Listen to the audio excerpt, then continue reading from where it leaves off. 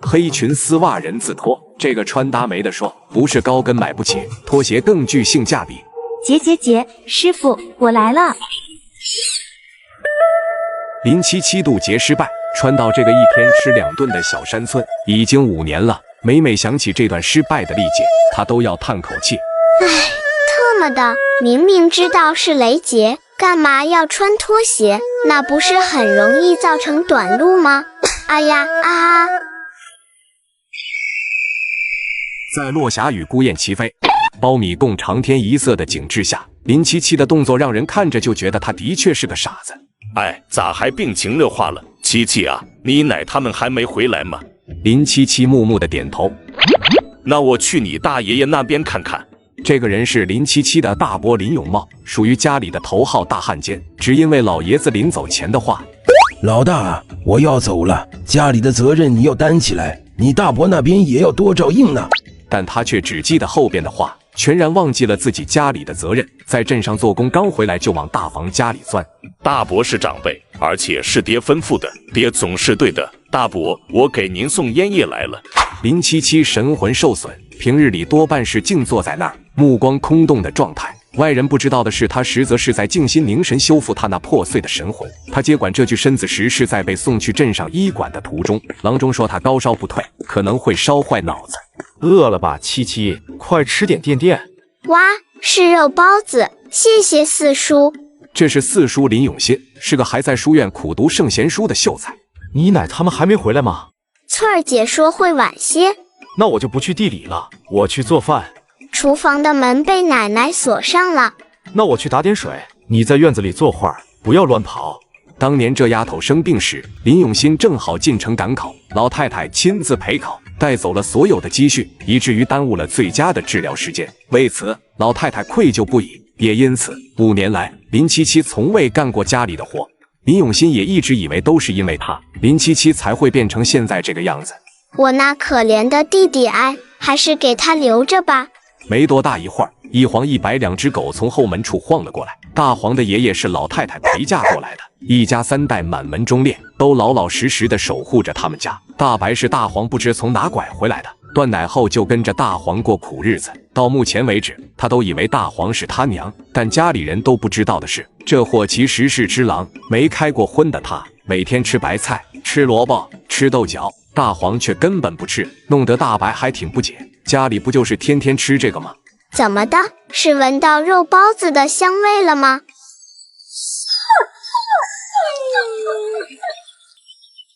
没错，没见过世面的大黄吓跑了，留下大白满眼错愕地看着地面，表情极度夸张。大白啊，你喝了那么多灵泉水，竟然还没有开智，真是只蠢狼！一天到晚只知道带着你娘漫山遍野的找野菜，要那玩意有什么用？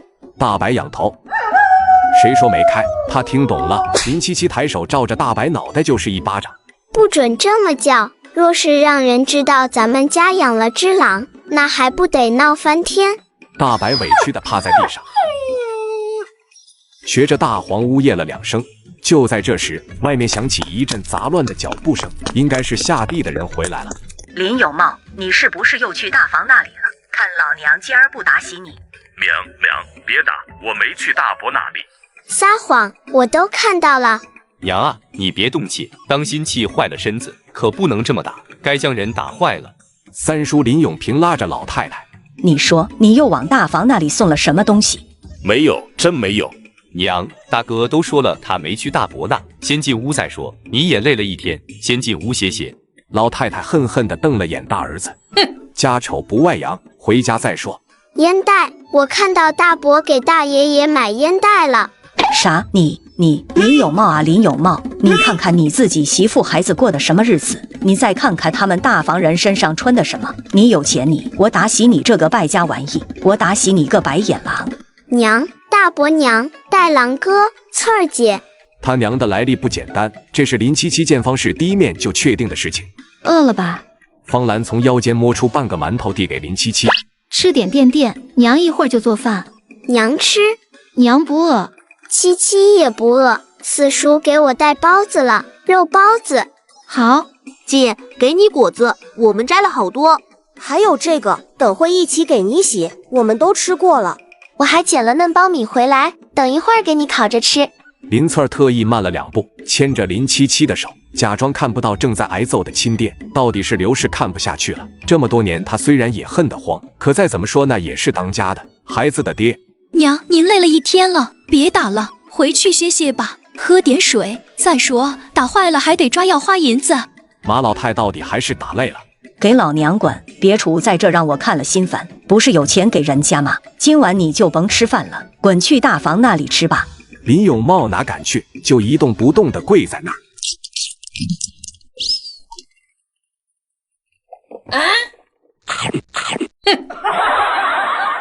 给老娘滚！别杵在这让我看了心烦。不是有钱给人家吗？今晚你就甭吃饭了，滚去大房那里吃吧。林永茂哪敢去，就一动不动地跪在那儿。他不去，但耐不住大房的周氏占了便宜会来嘚瑟呀。哎呦，永茂啊，你怎的跪这了？教这一身的伤哟，哪个不知足的？这么孝顺的孩子也下得去手哟。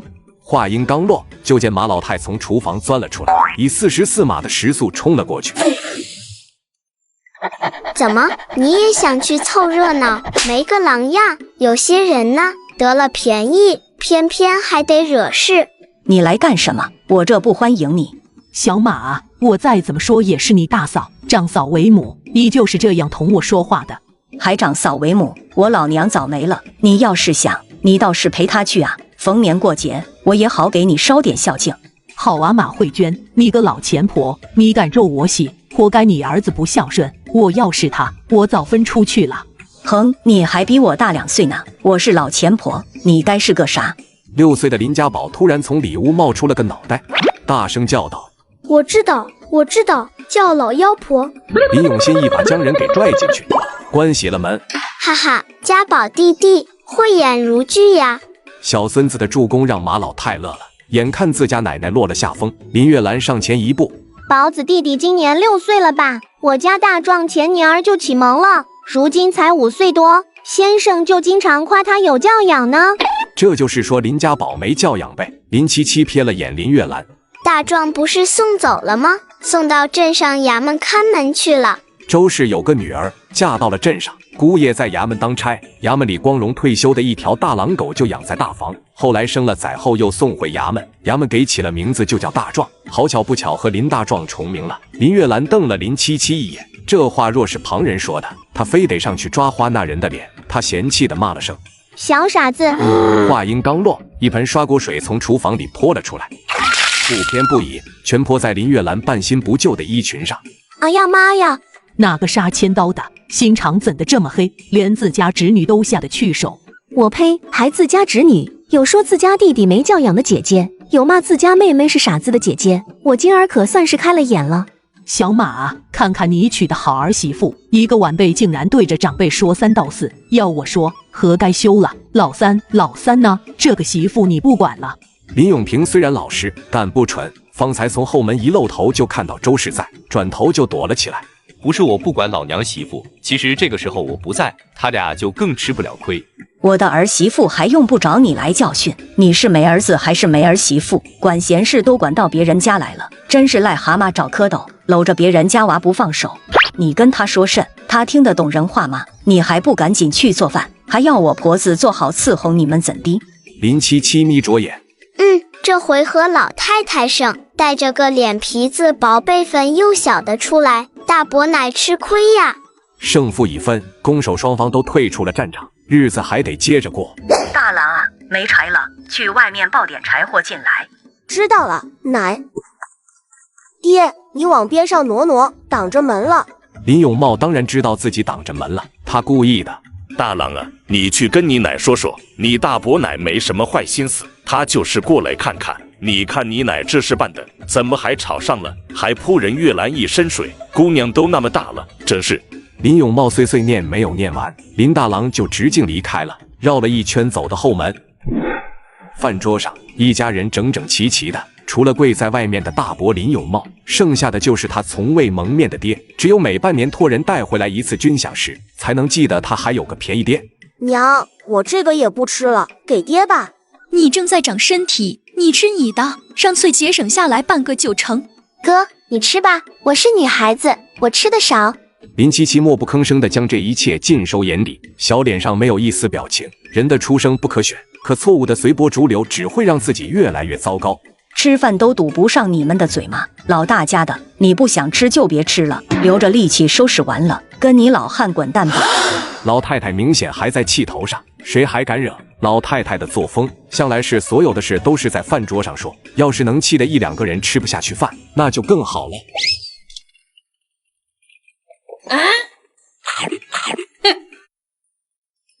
娘，这个给你吃。姐，奶早上给你的鸡蛋，你怎么没吃？那你今天饿着了没有？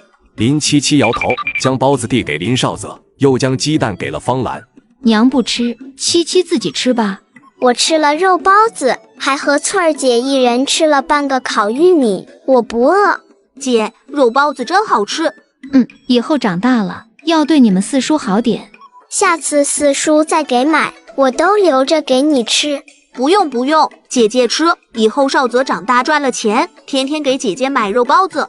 想了想，又加了一句：娘也吃，我们三儿一起吃。林七七心中叹息一声，可怜的娃，以为肉包子是世上最好吃的东西吗？方兰却是心中一紧，唇紧紧的抿起，最后又艰涩的扯了扯嘴角。至少对于这两个孩子，他从没有后悔过。大白呀，这家人对我都挺好的是吧？你说我是不是该投桃报李，让他们的日子好过些？啥？你就是吃不了生活的苦。今天我们进山吧。不要，山上的野菜都是我的。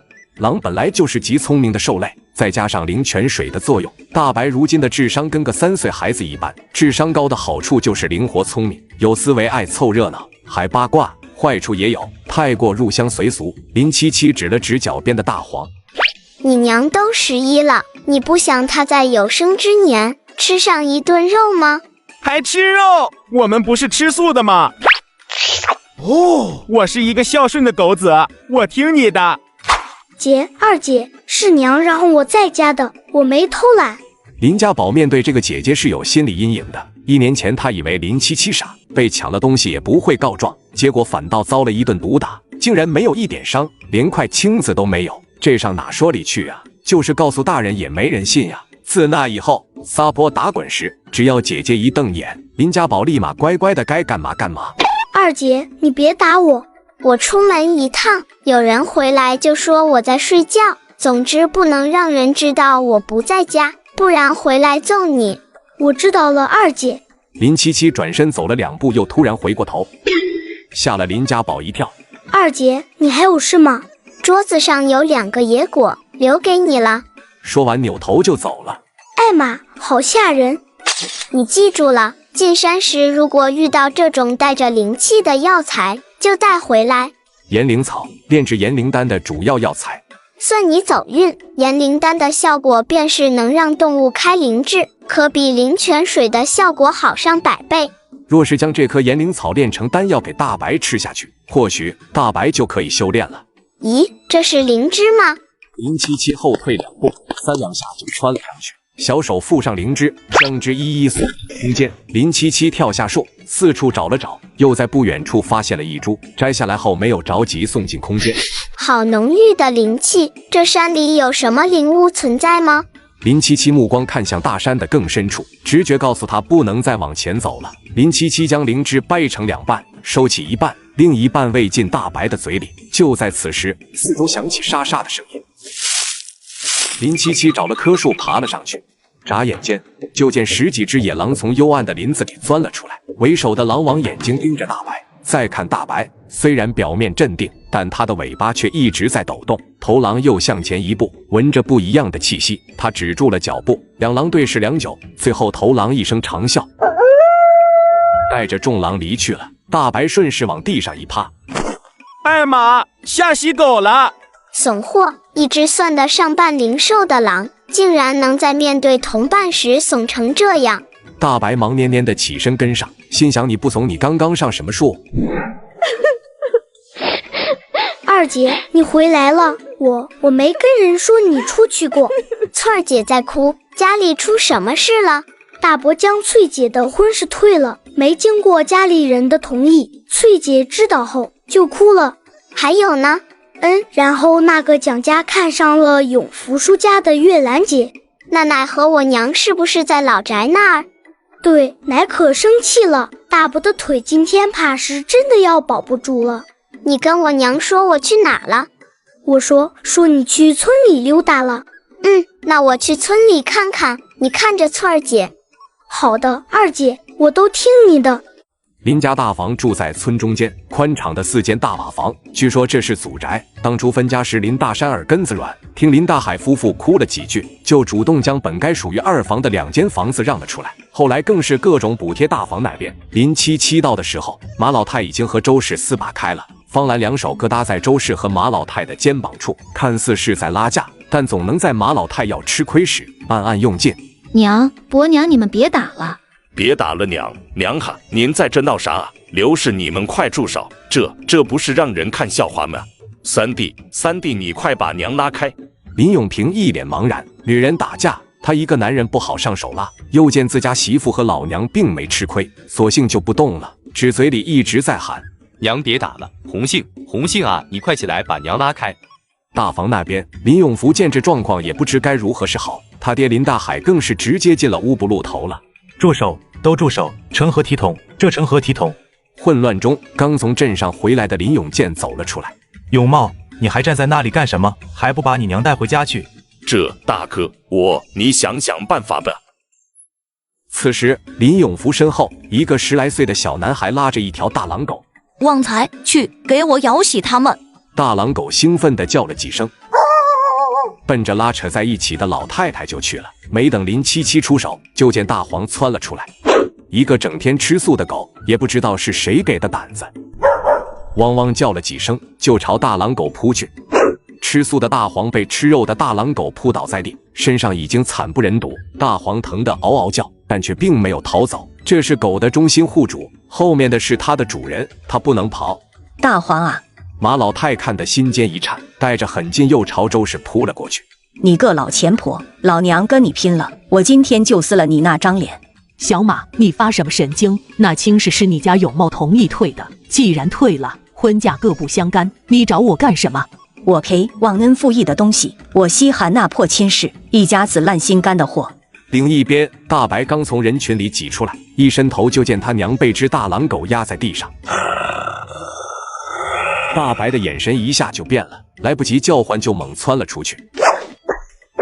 让你欺负我娘，让你欺负我娘，打死你！我打死你！打死你个狗粮养的！打斗激烈中，林虎一声嚎叫，随手摸出棒子就要去打大白。畜生，让你咬我家狗，让你咬我们家狗！大白感觉到危险，猛地一回头，目露凶光，时刻准备扑上来撕咬的模样。大白，够了！林77出声制止想要冲出去的大白，大黄已经一瘸一拐地离开了。大白盯着旺财看了几秒，也追他娘去了。小马，这可是衙门的狗，你也敢？狗咬狗一嘴毛，畜生打架打输了，你还要替他出头不成？狗拉回来时，衙门就说过不可放出去，会伤人。伯娘一家好大的胆子，知法犯法罪加一等。方兰可不会农村妇人撒泼骂人那一套，他一开口，直接将周氏想借着狗的由头闹大的心思给掐灭了。林永健的脸都黑了。弟妹这话严重了，孩子小不懂事，这才不小心将狗放出来。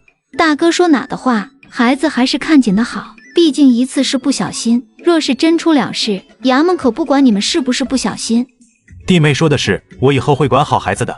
我不管狗不狗的事，你家狗咬了我家狗，我家狗就得狠狠咬回去。我家人也是这样，别人都欺负到头上了，再不吭声，别人还以为我家好欺负呢。我家小翠儿不稀罕那桩婚事，退了就退了，但是他讲家给我家小翠儿的补偿，你怎么吞下的怎么给我吐出来。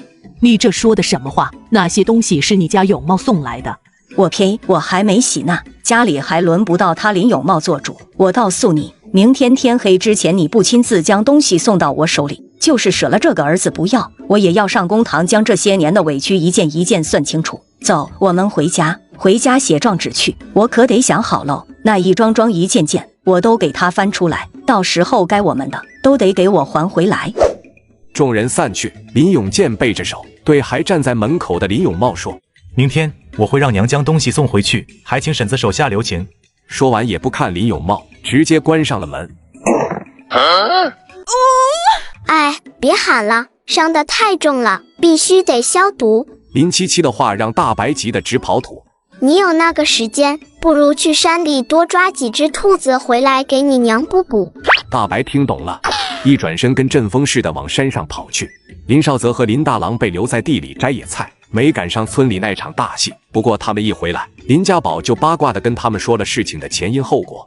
大黄是好样的，大白也是好样的，真遗憾没能看到大白给大黄报仇的场面。那你是没看到咱奶手撕大奶奶的场面，那才是真遗憾。奶，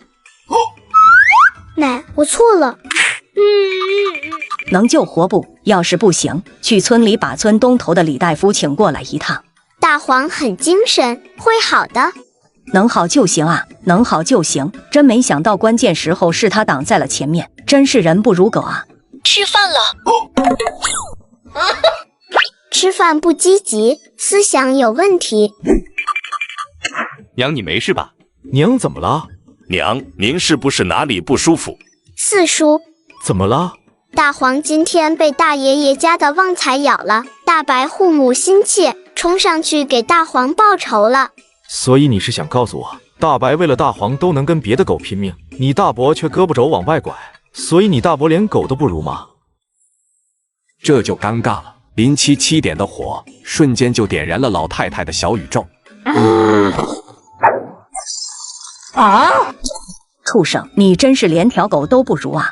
马老太一嗓子骂出，眼泪瞬间跟着落了下来。林永新立马伸手去扶她，心里却是松了口气，发泄出来总比憋在心里好。我从小一把屎一把尿的将你们兄弟几个拉扯大，你就是这么对我的。你大伯是长辈，他周氏是长辈，林永茂啊，你能不能睁大眼睛看看你娘我啊？他大房住的什么房子？你老娘啊跟你媳妇孩子住的什么房子？他大房过的什么日子？你娘我过的什么日子啊？你是我生的吗？你爷爷在时就偏心，你爹在世的时候也偏着自己兄弟，他偏的至少是亲兄弟。你呢？你二弟为了你们去从军，你竟然还能拿他用命换的钱去贴补别人家，你个黑心烂肝的玩意！你这辈子怎么没做个畜生？娘，别说了，你还有我跟四弟呀，可别气坏了身体。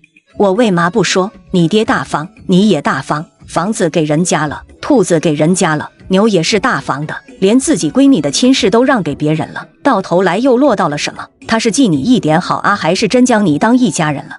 也不能这么说，那铺子和老牛大伯不是给赢死了，房子是祖宅，两房人都住进去肯定住不下。再说伯娘那时候也说了，若是爹什么时候想住回去，他们就将屋子腾出来嘛。腾出来？你倒是让你爹出来去大房要啊！银子，他林大海给了多少银子？这些年你又贴上去多少银子？林有茂，你娘我虽然老，可眼还没花，我将话放这儿了。明天他周氏不把银子和东西都送回来，你就给我收拾收拾东西，滚到大房那边去。打从明儿起，你就是那周氏的儿子了，也全了你的孝心啊！林永茂慌了，娘，你这不是让人戳我脊梁骨吗？你还会在乎被人戳脊梁骨？村里人哪个不说我给别人家生了儿子？我不要脸吗？我就活该挨人议论。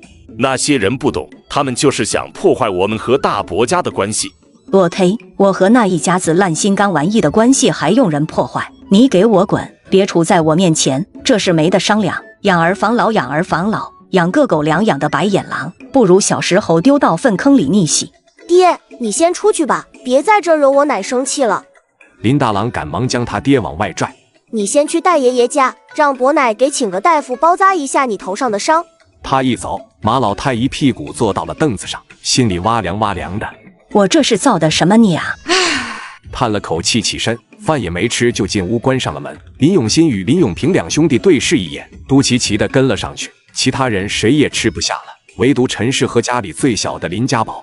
咱奶今天最厉害，气得这么多人不吃饭了。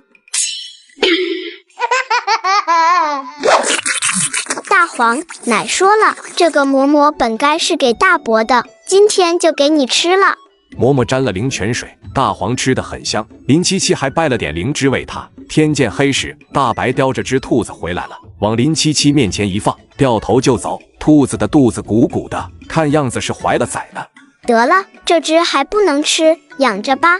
好在大白没一会儿又回来了，这次带回来的是只野鸡。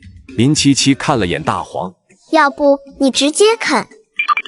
得，就你今天的表现，我一定把你伺候好了。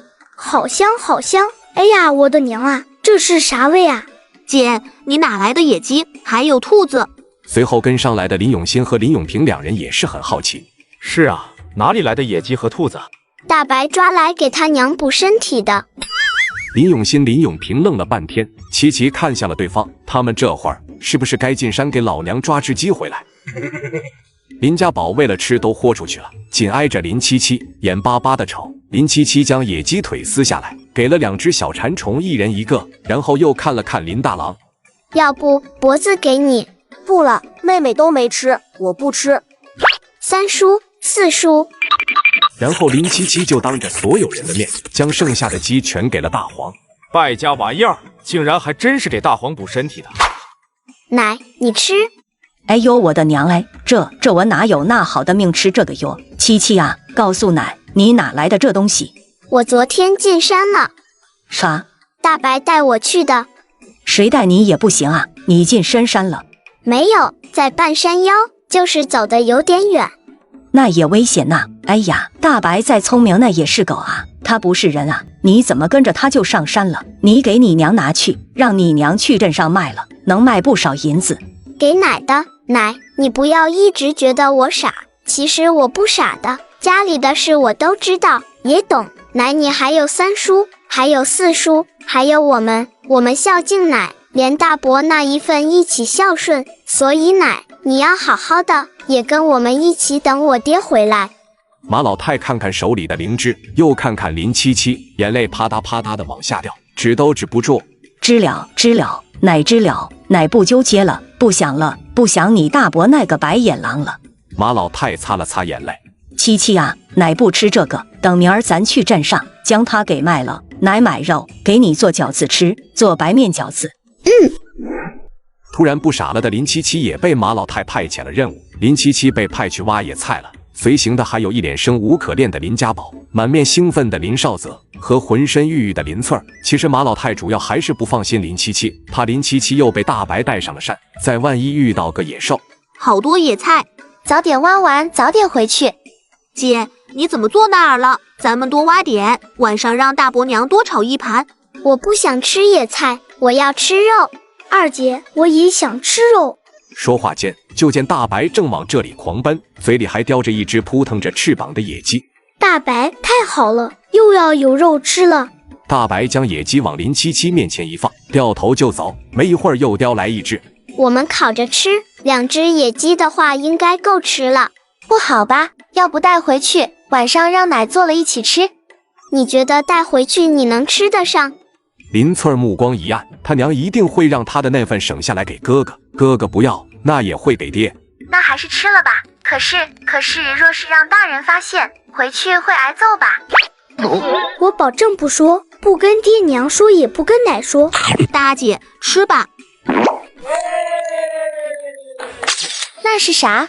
就在大家吃着烧烤唱着歌时，只见大白嘴里叼着一只黄鼠狼，身后还呼啦啦的跟着一片追杀他的黄鼠狼大军。白痴，快给送回去，别往这里带。黄鼠狼这玩意在什么时候都属于族居动物，灵性十足，且个个记仇，招惹了能让你祖宗10几代都不得安生。不可能，绝对不可能！几个小豆丁都被眼前的一幕惊呆了，他们的姐姐正在和眼前的黄皮子谈判。我家大白灵智初开，很少进山，得罪了各位也不是有心的，希望各位有怪莫怪。那老黄鼠狼一见林七七身上散发出来的灵力，原本愤怒的眼神顿时平息了，只是滋滋几声，接着用右爪指了指林七七手里的黄鼠狼。于是林七七将那只黄鼠狼放回了地上。是大白先冒犯的你们，我救你也算是两清了。老黄鼠狼点点头，滋滋叫了2声，就带着众黄皮子离开了。真当自己是狗了，林雾你也敢招惹？你是白痴吗？好在那老黄鼠狼不想惹事，被一群黄皮子盯上，烦也得反洗。那能怪我吗？你也没告诉我什么玩意儿不能抓啊！一人一狼交流完，林七七一回头，就见林翠儿三人目瞪口呆地看着他。那么看我做什么？我又不是妖怪。姐，你跟那个，就那个，你跟那大黄狼子说话了。不对，是那大黄狼子跟七七说话了，七七还听懂了。我是能听懂他们说话。啥？二姐，你能听懂野兽说话？对，这是个秘密，你们千万不能说出去，不然泄露了天机，我会被雷劈的。见三人重重的点头，林七七继续忽悠。我被山里的神仙收了做弟子，平时发呆的时候其实是在修炼。发呆就能修炼？林家宝挠了挠头。那我也能发呆。姐，你问问老神仙，能不能也收我为徒弟？他想着，要是自己也能跟动物沟通，那不得天天有肉吃。还不等林七七开口，林少则急了：“那可不行，我姐聪明，你蠢，神仙不要你这样的。”林翠儿震惊了半天，才小心翼翼地问：“七七，你说的都是真的吗？”当然是真的，师傅教了我本事之后就离开了，说等我修炼到一定的境界，再回来继续教导我。那你师傅都教了你什么？就是跟野兽沟通吗？林七七看他一眼，这古人不是信鬼神吗？这丫头怎么这么不好骗？于是他慢悠悠地伸出手指。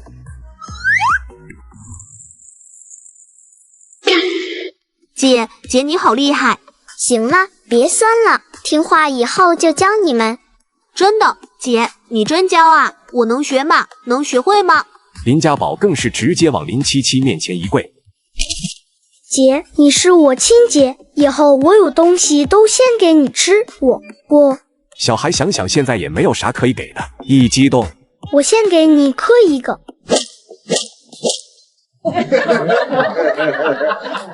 七七，我也能学吗？能学，必须学，不但小的要学，以后家里所有人都要学，不求多厉害，最起码遇到是能自保。林翠儿眼圈红了，想哭又想笑。大伯指望不上，大伯娘性子软没主见，无论正理歪理，只要你能说服她，你家就是你说了算。娘其实不是不喜欢我，只是把哥哥看得比较重。逆来顺受只会让你越来越糟糕，我们家以后肯定会跟别人家不太一样，30年河东30年河西，以后的林家，哼，他们蒋家高攀不起。林翠儿低着头，退亲到现在，谁都没有安慰过他一句，就连他娘也不曾过问他是不是委屈。爹觉得他配不上蒋家，娘觉得少了一门有助力的亲家，只有林七七跟他说蒋家配不上他。蒋家的确配不上我姐，因为我姐喜欢隔壁村的王麻子。姐，我开玩笑的，嘿嘿嘿。林翠儿带着3人回家，竟巧合地遇到了同样上山挖野菜的林月兰和林虎。你们哪挖的野菜？给我！我们自己挖的野菜，为什么要给你？你给不给？林虎，你敢抢东西，信不信我回去告诉奶，还让奶去你家闹？臭不要脸的贱蹄子，没人要的货，别跟我说话。奶说了，你会气。林虎抡起篮子就冲了过来，没等林翠儿反应过来，七七就挡在他面前。小小年纪，满嘴喷粪，你娘就是这么教你的？臭丫头，小傻子，你敢打我？大白，爷，这崽子我认识，那天要伤我娘的帮凶。让我知道你再敢欺负我弟弟，我就让大白咬了你的小丁丁。你敢？你不要脸！我是傻子，傻子要什么脸？你，那是你姐吧？看你被欺负，她还挺嫌弃。你别胡说，林翠儿，你们敢欺负林虎，我告诉你爹。那你去告啊！林翠儿，你不孝，难怪五哥会不要你，满身的脏臭味，活该一辈子地里刨食。你金贵，不还是出来挖野菜？听说蒋家还没去你家提亲吧？还不知道你到底是妻还是妾呢？怎地这会儿才回来啊？挖一点就行了，也吃不了那么多。奶，我们早就挖好了，我们等着大白捉兔子呢。奶，你看，大白捉了好几只兔子，抬桌了，傻狍子！野鸡也被你们吃了，怎么就不提了？我也吃了。哎呦，这么多，这都是大白捉的。是啊，奶，都是大白逮的，我们就在树下等着。奶，我要吃肉，我们晚上吃肉吧。马老太听着，笑得脸上都开出花了。哎呦，娘的乖儿子，挖个野菜都能白得这么多野味，你咋这么能呢？快给娘亲一口！你乖儿子在这呢，我带的，跑了几个山头，累岔气了都。娘，我们回来了，地里都归置好了，明天上村里水田叔家借个牛车，将苞米都拉回来吧。哎，那好，明儿我和四儿上镇上一趟，牛车不能白用，人家给多少铜板咱就给多少。好嘞，我晓得的了，娘。一大碗的白菜炖肉上桌，配的是玉米面馍馍，人手2个。林七七吃的是单独做出来的白面饼子。给白面饼子，我们分着吃。林七七给林家宝、林少泽都分了饼子，林家宝还客气上了。姐，你吃你的，别管我们，咱们是男娃，吃啥都行。哎呦，娘，你掐我做嘛呀？缺心眼的玩意！你这么说，你奶以后还能公平吗？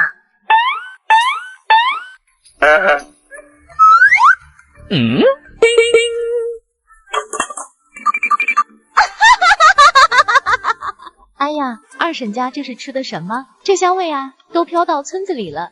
来人是大房嫁出去的女儿林玉珠，男人是在衙门当差的，可不比你们大房吃的好。你来做嘛？婶子说的啥话？都是一家人，没事还不能勤走动了。这人啊，关系好都是靠走动的，不是？银子呢？林玉珠话音一顿，心里将马老太骂个半醒。本就是来给婶子送银子的，这错受了委屈，大嫂可得给他多补补。拿了银子，还会有谁搭理他？以为马老太会留他吃饭，没想到站了半天，光闻着飘来的肉香味了，这样谁能受得了？只能咽了咽口水。那婶子你们吃，我就先回去了。哼，路上注意着些。林玉珠转身一脸阴郁的出了院子，一路上咬牙切齿，骂骂咧咧的。该死的破落户，一家子眼皮浅的。说完，他还狠狠的一脚踢在路旁的大树上。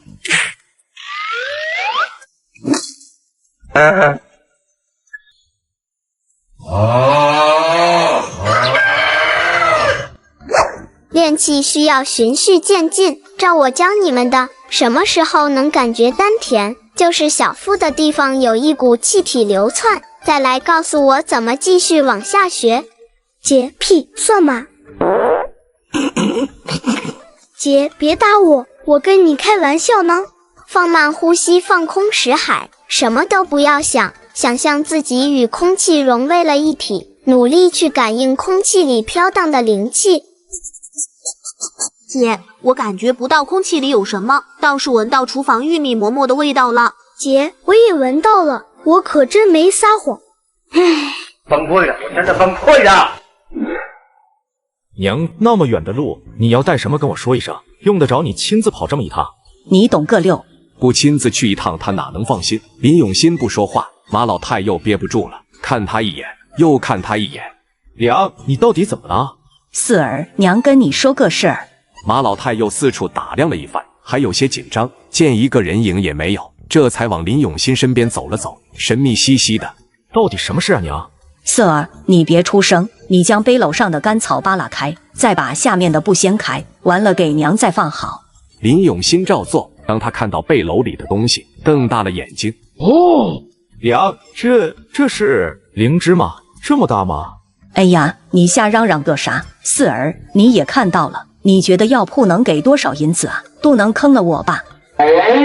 四儿，你愣啥子哟？你知道不知道啊？你给娘个准话。娘，我知道，不过你这哪来的？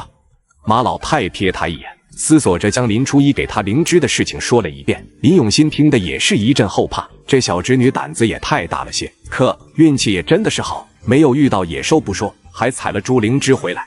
四儿，不管怎么样，这银子回去都得给你二嫂一半，你得记着老二姨家的好，咱们都得记着。儿知道，灵芝是小侄女冒着危险采回来的，哪怕都给了二嫂，我也不会有什么想法。说了半天，你倒是说说，能卖多少银子啊？老太太还是比较关心这个。这东西跟人参的价值差不多，得看年份。一般有钱人家有这种东西都是自己留着，关键时刻吊命用。药铺里也收，有些猎户或者采药人进山遇到了，拿到药铺里去卖，品相好、年份足的都能卖个好价钱。你别说那些没用的，到底能卖多少啊？马老太头一次嫌弃他小儿子说话磨磨唧唧的。这个还是得看年份，我记得陆同窗家买过一株40到50年份的，30两。不过咱们是卖给药铺的，应该会便宜些。那你赶紧得给瞧瞧，咱这儿是多少年的？娘，我也是头一次看到这么大的灵芝，上哪能知道那么仔细？我猜这么一株应该不低于70、80年。杀！马老太又激动了，他的娘爱，40、50年就30两，那70、80年得多少银子？什么？四儿，你扶着我点，娘有些飘啊。要欢迎光临。掌柜的不在，你们看诊还是抓药啊？坐下等会儿吧。啊，不看病也不抓药，我们来卖药材，你们这里收不收药材啊？马老太说着就想将背篓拿下来给2个伙计看看，却被林永新一把按住了手，因为他看到了2个伙计突然变得不耐烦的脸色。我说老太太，你也不看看这是什么地方？我们这么大的药堂，缺你那点药材吗？不抓药赶紧走，别在这挡着门。另一个伙计说话倒是没有那么冲，却也是没什么热络。我们药堂的草材都是固定从别人手里收的，谁知道旁人的药材好不好？老太太，你还是去别的药铺问问吧。我们的药材肯定是好的，要不你们看看再说。你们掌柜的呢？让他出来看看。老太太还想说些什么，林永新又拉拉他的胳膊。娘，我们还是去别的药铺问问吧。现在的乡下泥腿子真没眼色，为了赚几个铜板，什么地方都敢进，都不容易，让他离开就是了。我怎么觉得那老太太身边的年轻人有些眼熟啊？想多了吧，就是个穷泥腿子，一身寒碜样，还能是什么有钱人家公子不成？狗眼看人低的东西，我还不卖给他了呢。他就是这会求我卖，我都不愿的卖。这世上势利眼的人多了去。娘，你别放在心上，我以为那么大药堂价钱会高点，没想到人家会不收。再换一家就是了。那我们去济世堂，那里的齐大夫应该能要。马老太气哼哼地跟着林永新去了济世堂。二位是看病还是抓药？不是，我们是来卖药材的，请问贵铺收药材吗？掌柜的一听，惊讶地看了林永新一眼，打量了一会。哎，您是宏远书院的林秀才吧？正是不才。真是林秀才啊，快请进。这位是秀才老夫人吧？请进，请进。马老太头一回被人这么客气招待，他看了看老四一眼。有多久他没听过有人叫他秀才娘了？背篓里就是2位要卖的药材吗？能否打开看看？若是铺子里需要，我就都留下了。那掌柜的，就请你先看看。然而在李掌柜看到背篓里的东西时，他却不淡定了。那个，二位稍等，我这就去请东家过来。这我可能做不了主，二位坐下稍等，我这就去后院请东家。掌柜的激动的脸都红了，话还没说完就往后院跑去。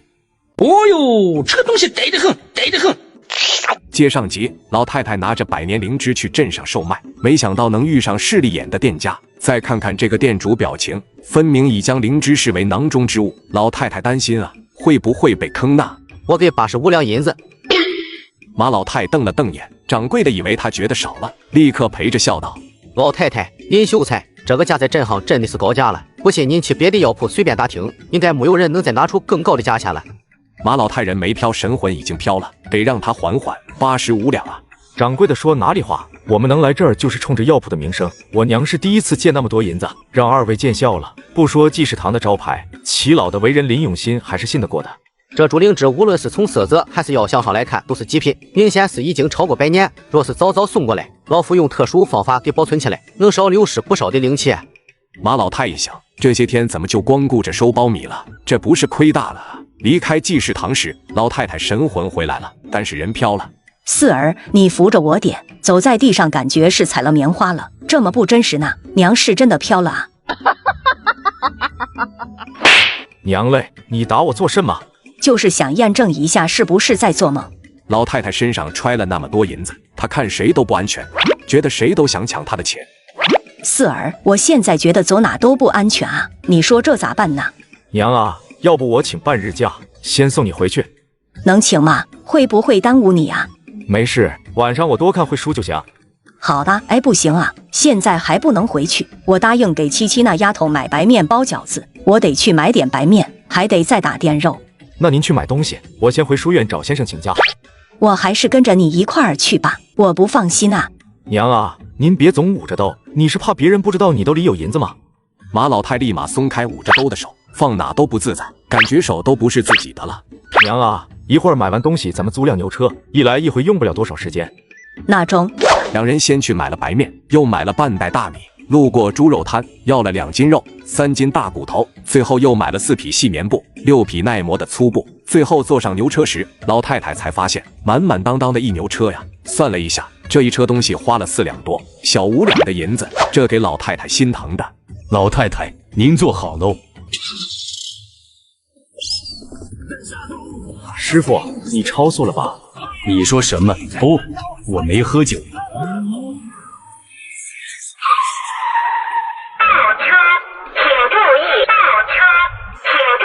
奶，咱家是发财了吗？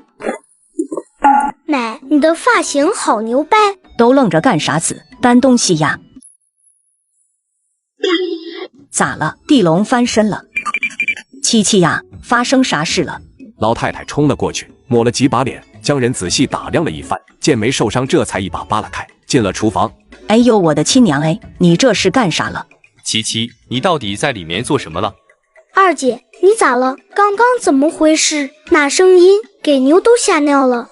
林七七笑了笑，露出一口小白牙，一张嘴还能冒出阵阵黑烟。那我说我也不知道，你们信吗？七七呀，你别怕，出了啥事跟你奶说，这到底咋了？马老太明显不信啊，就你在厨房待着，那么大动静，桌子都崩了，咋能不知道呢？几人瞪着眼等着林七七给个交代，眼看老太太要上火。真不知道，我就是想用药罐子给大黄熬点药，然后是这样，接着是那样，完了就这样了。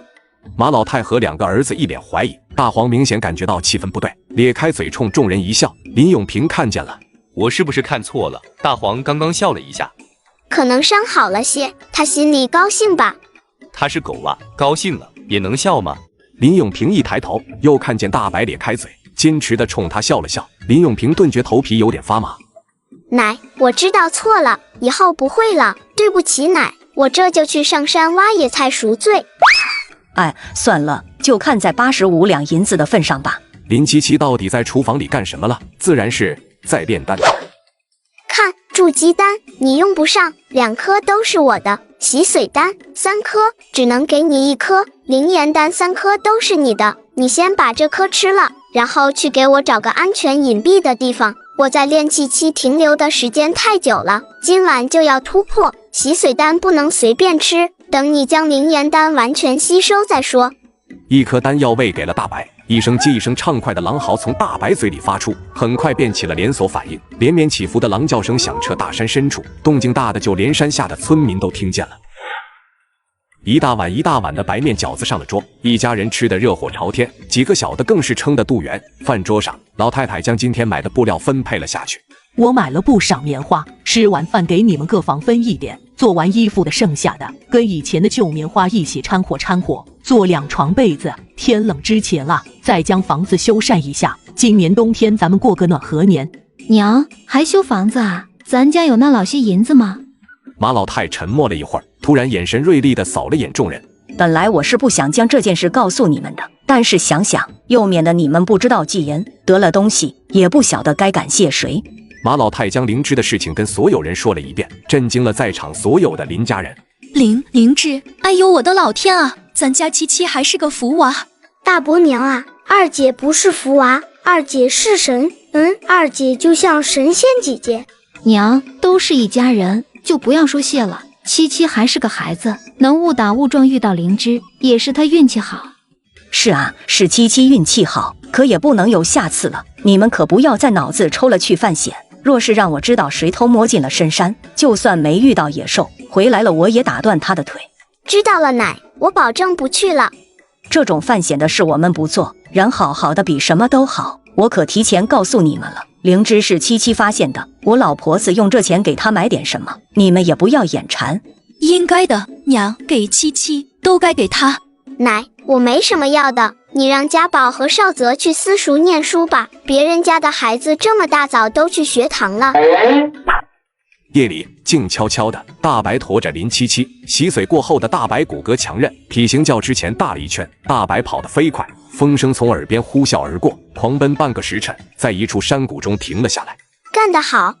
打发大白去谷口处守着。林七七寻摸了一下，一块平滑的大石头盘膝而坐。林七七拿出筑基丹，一口吞下，丹药入口即化，化成一股浓郁的灵力，快速与体内的灵力融合扩散。丹田处一团赤青的火焰升腾而起，与那股灵力相遇时又突然散开，随之游走在林七七的每处经脉，一直到火焰重新进入丹田，与先前的灵力融合贯通。他立刻控制那股力量，冲击最后的屏障。1下、3下、5下，屏障出现了裂痕。也是在这时，天空乌云密布，隐隐的起了雷鸣声。林七七毫不迟疑地将灵火外放，包裹住全身，一边注意着天空的异状，将周边涌来的灵气吸纳进丹田之内，一边用尽全部的力量，狠狠地向破损的屏障打去。咔一声，破碎。睁开眼睛时，他已经从炼气期一路冲到了筑基中期。这是这几年来他一遍又一遍地将体内灵力提纯的效果，果然不是无用功。路还是走多了的好，姜还是老的辣，人嘛，多活一世，简直就是开挂。然而，还没等他暗自偷袭完，一道雷电狠狠地劈到了他的身上。劈吧劈吧，老子已经成功筑基了，你还能给我劈没了咋地？反正劈不熄我就是我赢了。老天爷似乎是读懂了他的心思，也没惯着他，直接赏了个巨无霸。哎呦！大白早在雷劫到来前就躲得远远的了，在石头后面观察了很久，发现空中乌云散去，月朗星稀了后，才哒哒的跑到林七七身边，用爪子扒拉了两下。我没嘎，别扒拉我。如今我筑基成功，试试能不能进入空间。前世直到死，林七七也没弄清楚空间的由来。大片的灵果树如今干枯凋零，毫无生气，药田易逝。天材地宝虽然还在，可毫无灵气，也没有一丝药香，估计就算拿出去也没有任何作用。挨着药田的一石陛下是快要干涸的岩齿，这就是灵泉域所在的地方，也是这个空间所有灵气的源泉。林七七转身走向旁边的茅草房，却发现他进不去那个房间。倒是这只炼丹炉不错，不过肉身进不来，也不能用啊。老头子飞升后，他师徒俩的所有家底全在那房子里面，可是进不去就代表那些东西他用不了。越想，林七七心里就越憋闷的慌，最后无法，只能郁闷的出了空间。你最近几天还是不要回家的好。林家人虽然朴实，可又不蠢，谁家的狗能在一夜之间长一大圈的？大白倒是明白这个道理，点了点头。又过了2天，大房地里的活干完了，林永茂身上的钱也倒贴光了，周氏这才假模假样的劝人回家。永茂啊，你跟我们再亲，咱也是隔着点东西，你老在咱们这里待着，我和你大伯是不会说啥，可村里有那嘴碎的，人家不仅说你不懂事，私下里也得议论你娘不是。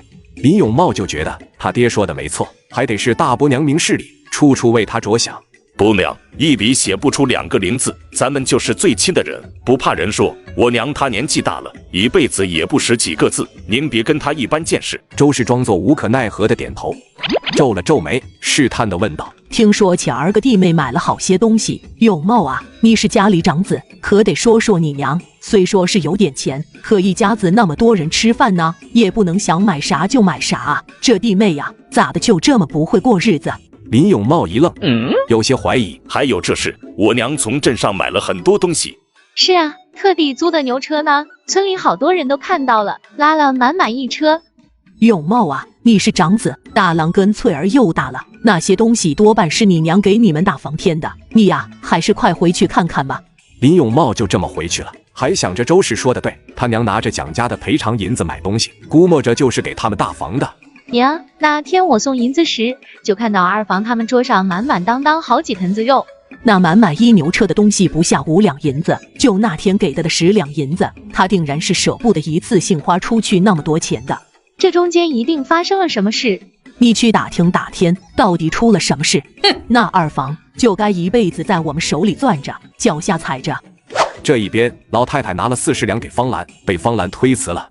娘，还是那句话，我既然做了您的儿媳妇，那便是一生都要换您生娘的。您这样不是拿我见外吗？马老太唏嘘不已，她一直以为方兰当初嫁给林永峰是心里带着怨气的。那这样，银子先放我这里，不到万不得已，这银子都算我替七七保管了。七七呀，这几日怎么没见着大白呢？就在老太太提起大白时，他们不知道的是，大白正站在山头远远地盯着大黄，目光悲切，估计是反应过来自己不是狗了，自己的娘已经不是亲娘了，自己又该不该去寻找自己的亲生父母？这样的心情谁懂啊？大黄，爹的心思全在大爷爷那边，好像那边的人才是他的至亲，就连奶都骂不醒他。林翠早已经对林永茂没有了期待，他现在的光都在林七七那儿，他知道林七七展露的东西决定了他们家以后一定是不一样的。奶疼七七，二婶是七七的娘，少泽是他的亲弟弟，三婶和三叔不会拖家宝的后腿，就连四叔以后都多少能帮上七七。可我们家这种糟心的情况，人家凭什么带着我们？我就是我娘为哥哥准备的聘礼，哥哥什么时候定亲需要银子了，娘就会毫不犹豫的将我找个人嫁了，换了礼金，爹退了婚事，只不过是让娘没了提前准备好的银子，还可以再找下家，他们总归还是能把我嫁出去的。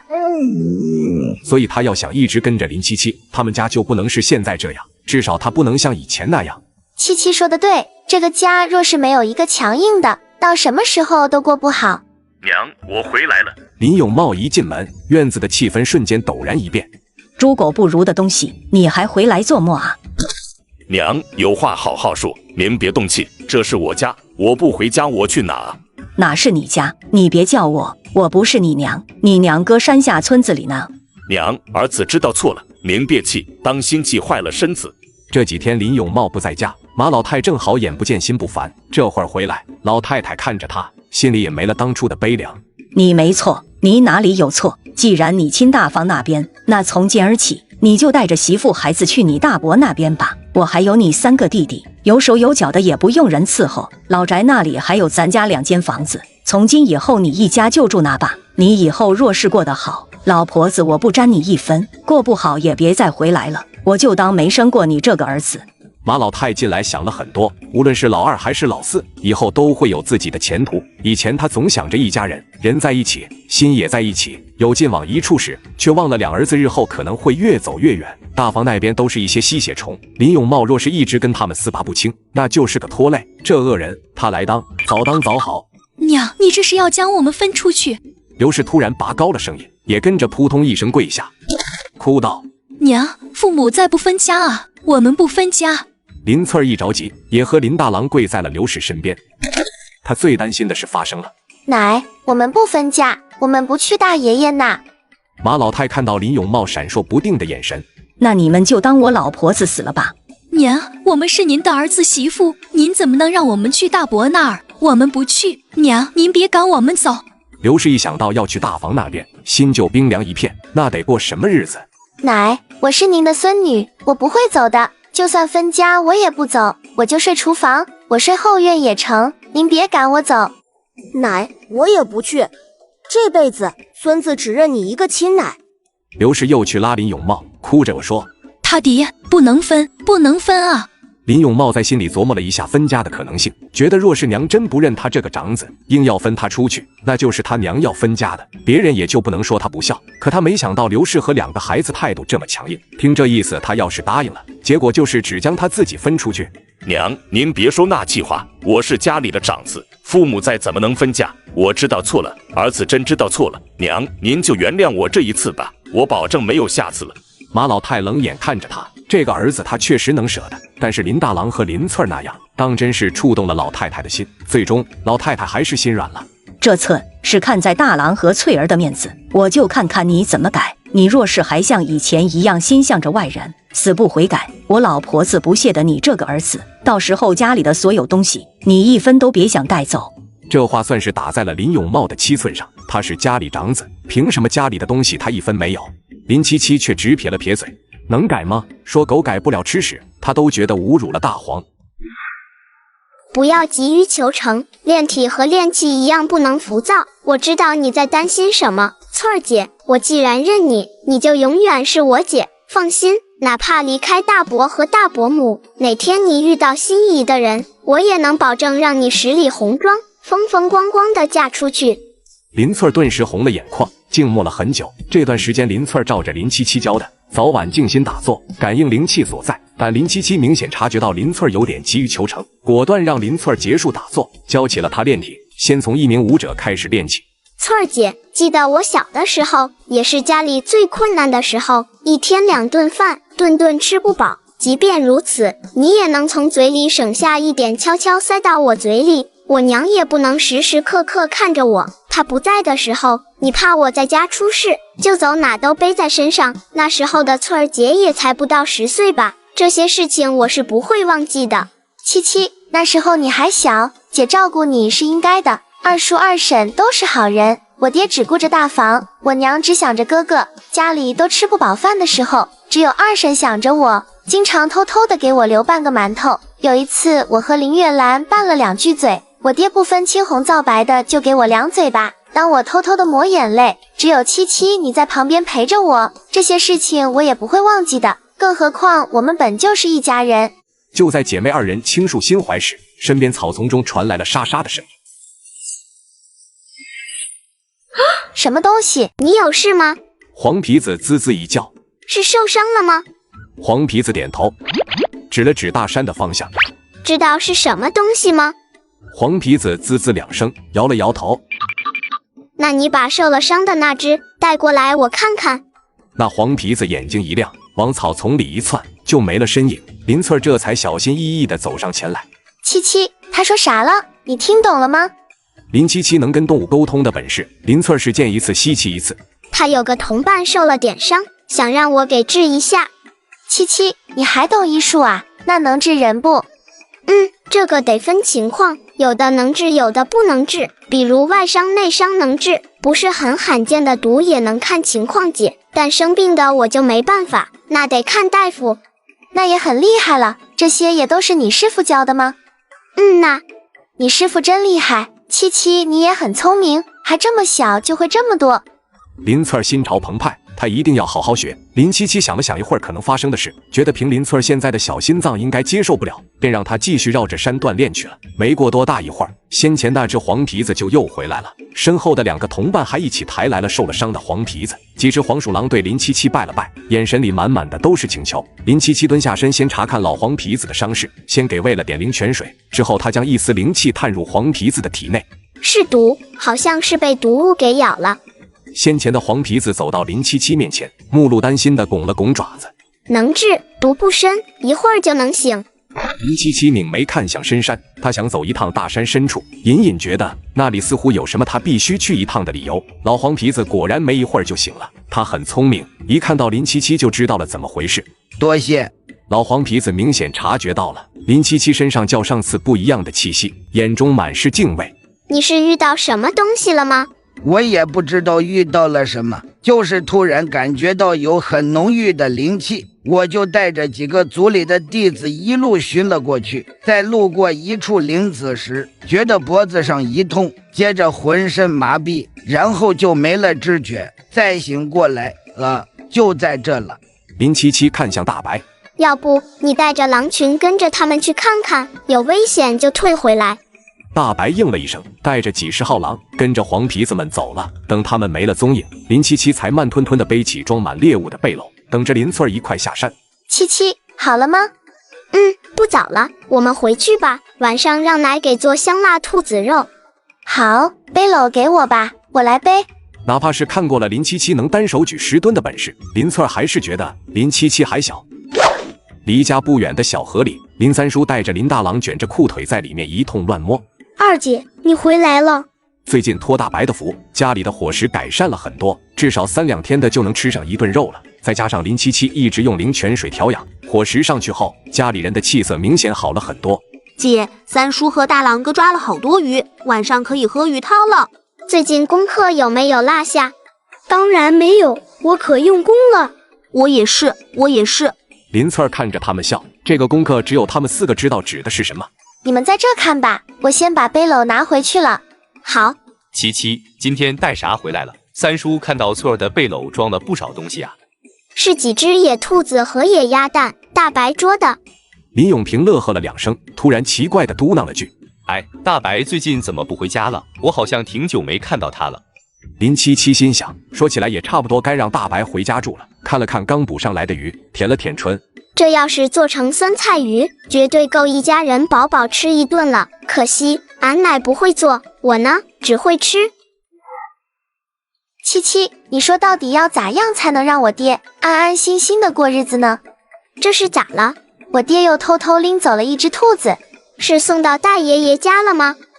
七七，你能不能想想办法？这样下去，奶一定会把我们分出去。我不想离开你们去大伯娘那。管到什么程度？腿打断能接受吗？林翠儿吓了一跳。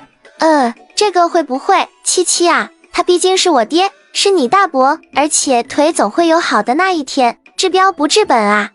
那就想办法让他好不了。啊，七七，能不能不动手？最好能用道理说醒他。呵呵，那也成呐，说不醒再动手呗。第2天一早，马老太轻手轻脚地推开了林七七的门。奶，怎么了？哎呦，这天都开始冷了，咋还踢被子呢？我跟你四叔他们去镇上了，你有没有什么想吃的？奶给你带啊。奶，我也想跟你们一起去。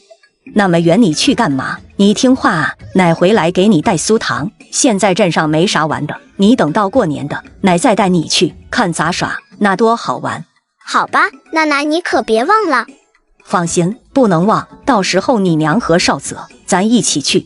马老太走了，方兰和大房3房的人下了地，苞米地里还有一些扫尾的活，家里没人。林七七准备出门上山去看看狼群怎么样了，突然间看到后院有人走了出来，正是大伯林永茂，手里还提着兔子，大步流星的朝院门走去。林七七无语的很，感觉这人没法救了。马老太刚消了气才几天啊，他就敢提着家里的东西大摇大摆的去大房那里。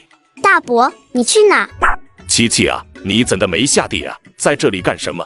奶让我看家。大伯，你提着兔子要去哪？这不是你大爷爷病了，我去看看他们啊。你说也不能空着手去是吧？家里那么多兔子，我提一只也不妨碍。七七啊，我已经跟你奶说过了，你就不用再告诉他一遍了。林永茂打定了主意，万一马老太问起，他就按死了说不知道。大伯，我们以后也要对你这么好吗？那是当然，我们是一家人嘛。可你对我们也不好啊，我们为什么要对你好？小字当头，我是长辈，就算是你爹，我是他大哥，他也得听我的。可我也没见大爷爷对你多好啊，而且奶不也是你的长辈吗？咦，小孩子家家的，大人说什么就是什么，你娘就是这么教你的。林七七心中冷笑，原来他不是不知道大房对2房不好，只是他装着看不见。既然如此，说大概是说不通的，此病得从根结开始治了。大伯，我昨天晚上梦到爷爷了，他让我告诉你，你再敢送东西去大房，就会被雷劈，送一次劈一次，3次不改，他就亲自回来教你。林永茂被他阴森森的语气吓到了。你胡说些什么？你爷爷都去世好几年了，别瞎说。说到最后，他转身就走，步子飞快。林七七看着林永茂走远，用手拄着下巴，默默地在心里计算着。林永茂到了老宅门口，他脸上又带上了那种讨好的笑容，不知道的还以为是欠债的来债主家赔罪来了。人未到，升仙至。大伯，我来看你来了。周氏正跟林大海在屋里说话，一听到这个声音，两人对视一眼，林大海立马躺到了床上，装着一副行将就木的样子。周氏踩着魔鬼的步伐冲出院门，一眼看到林永茂手里提着的兔子，眼睛就发光了。哎呦，永茂啊，你人来，你大伯和伯娘就够高兴的了，还带什么东西来？这不是和我们生分了吗？嘴上这么说，但每次周氏接东西的速度都快得很。伯娘，我来看看大伯，这兔子啊，拿来给大伯补补身子，年纪大了多吃点好的补补，家里狗逮得多，也不当什么。说到这，林永茂显摆似的挺直了腰杆，似乎是毫不在意。狗，你说的是你家那只大白吗？乖乖，这么厉害还能逮兔子？狗撵兔子不是正常吗？不当什么，家里兔子都要养不下了。他将兔子递给周氏，我去里面看看大伯。周氏伸手去接，面上笑吟吟的。也就是这个时候，轰隆一声，青天白日，老宅上空突然毫无预兆的起了一道旱雷，狠狠劈在了林永茂的手上。哎呀妈呀，脑瓜疼，脑瓜疼，脑瓜疼！哎呀妈呀，脑瓜疼！大伯，你咋就不信呢？我都说了是爷爷托梦给我，不让你给大房送东西，送一次就会被雷劈一次。可是你偏不信，这下是不是爽翻翻了？林七七不断的拍打，实则是给林永茂输入灵力。好一会儿，游走的7魂回来了6魂。我错了，不敢了爹，我改，我跟大房划清界限，我知道错了，您别批我，您别批我呐。哎呀，刘氏得到消息，第一时间就和林永平一起去了大房，将林永茂给接了回去。这就是老林家背地里造了孽，老天爷都看不下去了。就是老林家二房被大房压榨得太狠，苏宗都看不过眼了，这是在给林永茂警醒，给大房一个警告。别，就是林永茂造了孽，才会挨雷劈，这是连累到我们大房了。林永茂，以后别再踏进我们大房一步，免得老天爷以为我们是一家的，报应错了人。林永茂在林家大房连同周氏一起被雷劈了，这个消息传遍了整个林家村，一时间众人唏嘘不已，说什么的都有，只有林翠儿知道这件事十有八九是林七七干的，不让动手，这是直接上雷劈啊！我不敢了，爹，我再也不去大伯那边了。虽然看着神经兮兮，但好在人没事，要不然还得抽出人来照看，这样最好。从镇上回来的马老太一进村就听到了消息，这样的事情对于他来说，那真的是喜从天降，走起路来也腰不酸了，腿不疼了。真是老天有眼，劈死那个猪狗不如的畜生，劈死那些贪便宜没够的吸血虫，活该！老天爷可算是睁眼了。今儿个吃猪肉炖白菜，山鸡炖蘑菇，再炒个香辣兔子肉，烧一锅鸡蛋菌子汤，完了再整个酸菜鱼。完了，咱奶不准备过日子了。大伯，咱奶对你其实挺好的，这日子都不准备过了，也要给你开席。吃完饭后，7魂终于归位的林永茂将林七七拉到无人的角落里，小心翼翼地问林七七：“七七啊，你爷爷昨天晚上还跟你说什么了？”大伯，你不是说我在胡说吗？哎呀，大伯信了，你告诉大伯，你爷爷还说啥了？爷爷说，大爷爷一家是吸血虫，他已经知道了大房的丑恶嘴脸，让我告诉你，不要再和大房的人来往，不然他知道一次让雷劈你一次，再不听就晚上亲自上来教训你。我听，我保证以后不和那边的人来往了。林永茂急忙地保证道。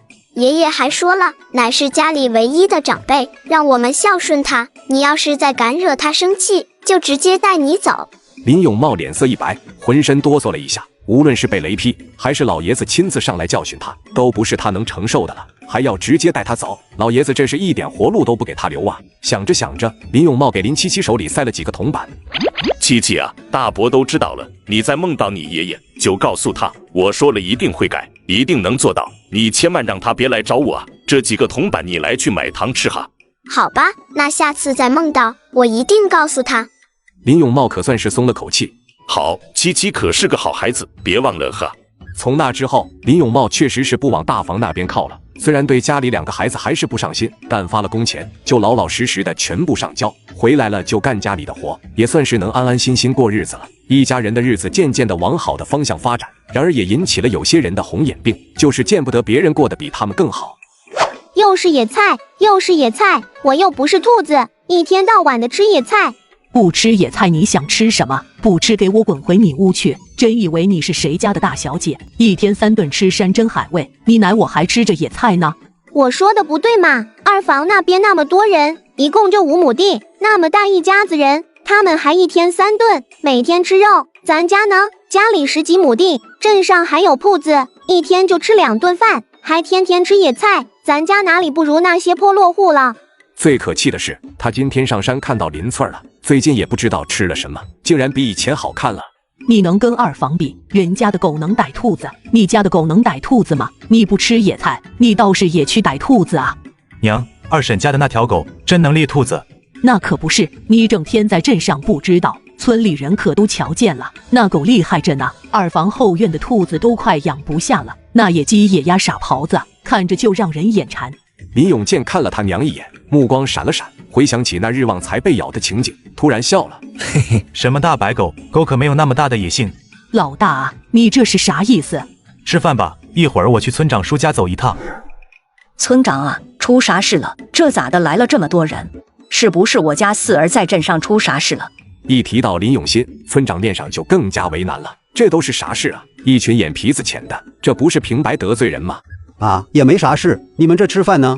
这正准备吃，还没吃上呢。村长啊，到底咋了啊？没。村长支吾了2声，绷着一张老脸，实在不知道怎么开口。见村长和几个村民都迟迟不开口，周氏挤出人群，指着马老太就嚷嚷道：“马慧娟，你好大的胆子！你竟然在家里养狼！”周芳华，你个老贼婆，你说什么呢？什么养狼？我家哪有狼？你看看，你找出来给我看看。你别装蒜，就是你家那条大白狼，当我们都傻呢？你养狼给家里逮兔子我们不管，可那是狼，万一再招来狼群，下了山，马慧娟，你是一点乡里乡亲的情分都不顾了吗？你扯淡，大白是狗，怎么就成狼了？马婶子，话也不是那么说，你看这乡里乡亲的，村子离您这舍远也算不上多远，若是没狼群真的下山了。什么狼群下山？那是什么时候的事啊？我家养狼，我家人脑子坏了，我们就住在山脚上，有狼群难道不是先来我家？我们不知道危险，指不定就有那胆子大的，为了一口吃食不把乡亲们的安全放在心上。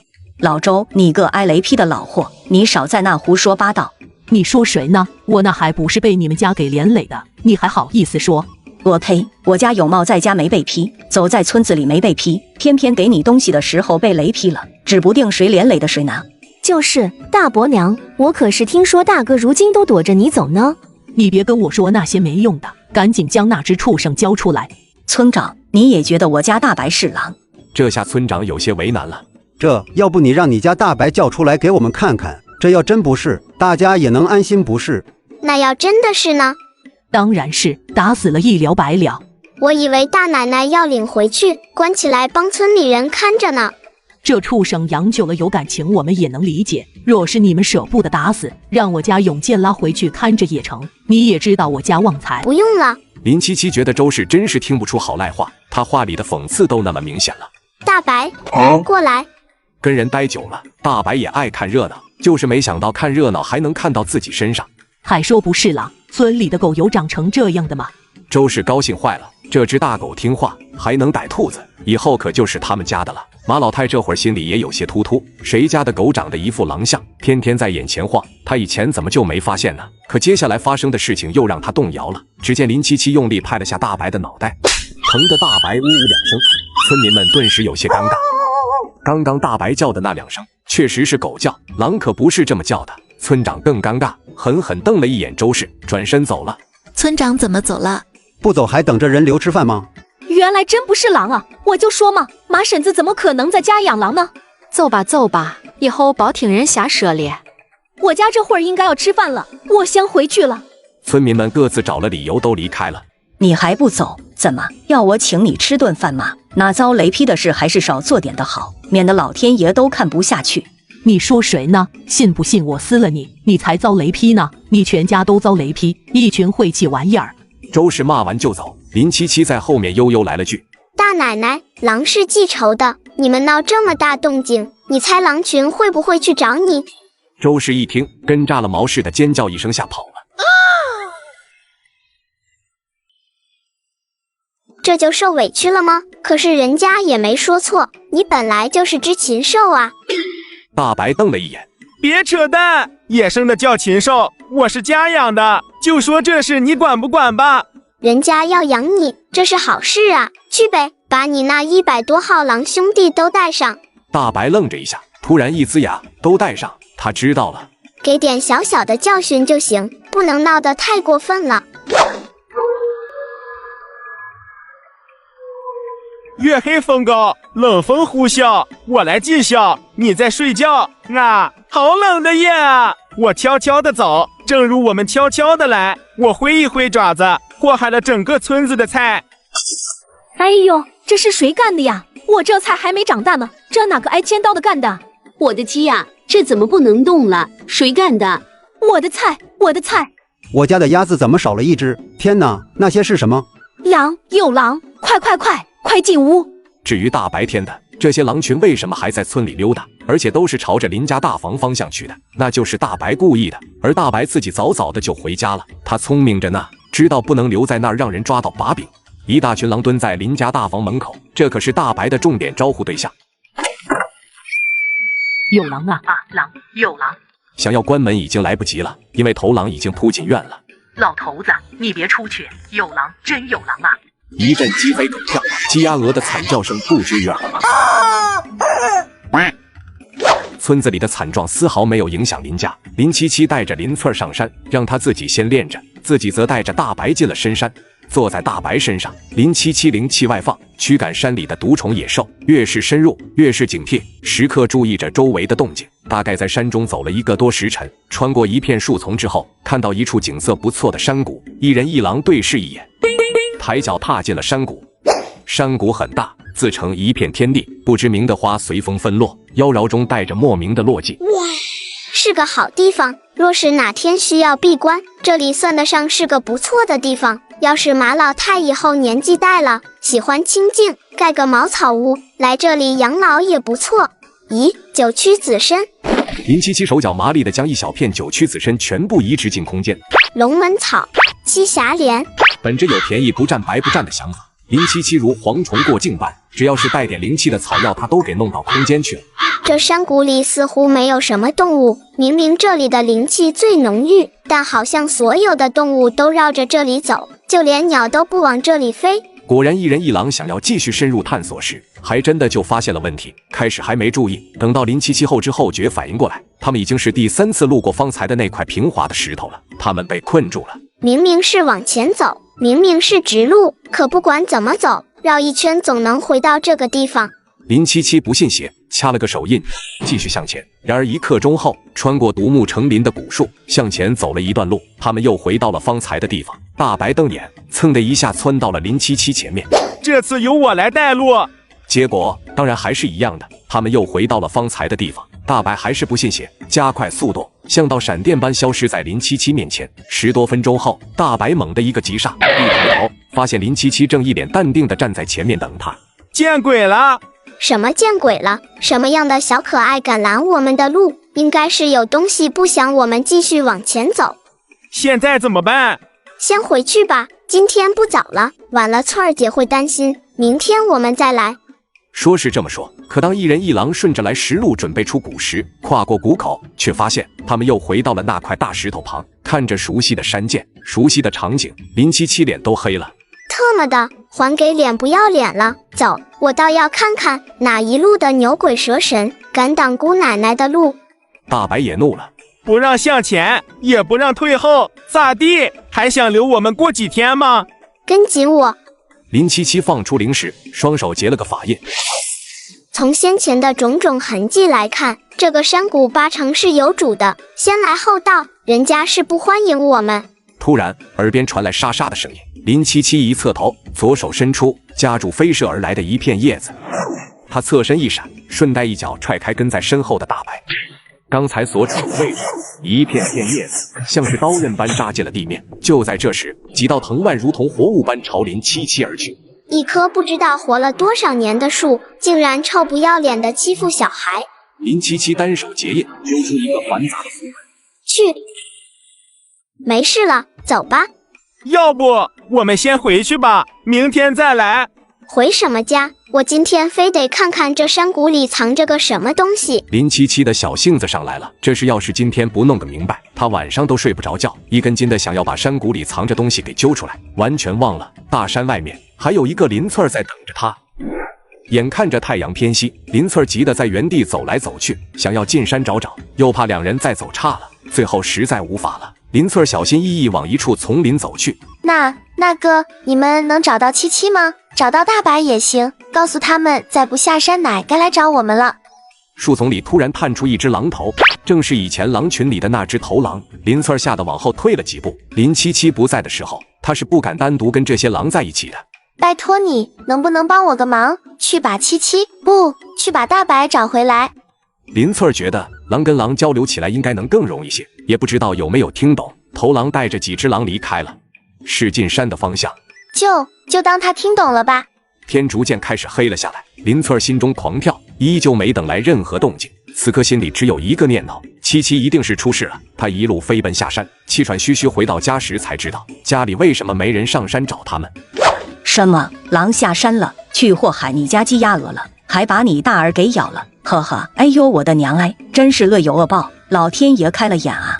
小马，都是你，肯定是你指使狼下的山，肯定是你，看我不挠烂你那张脸！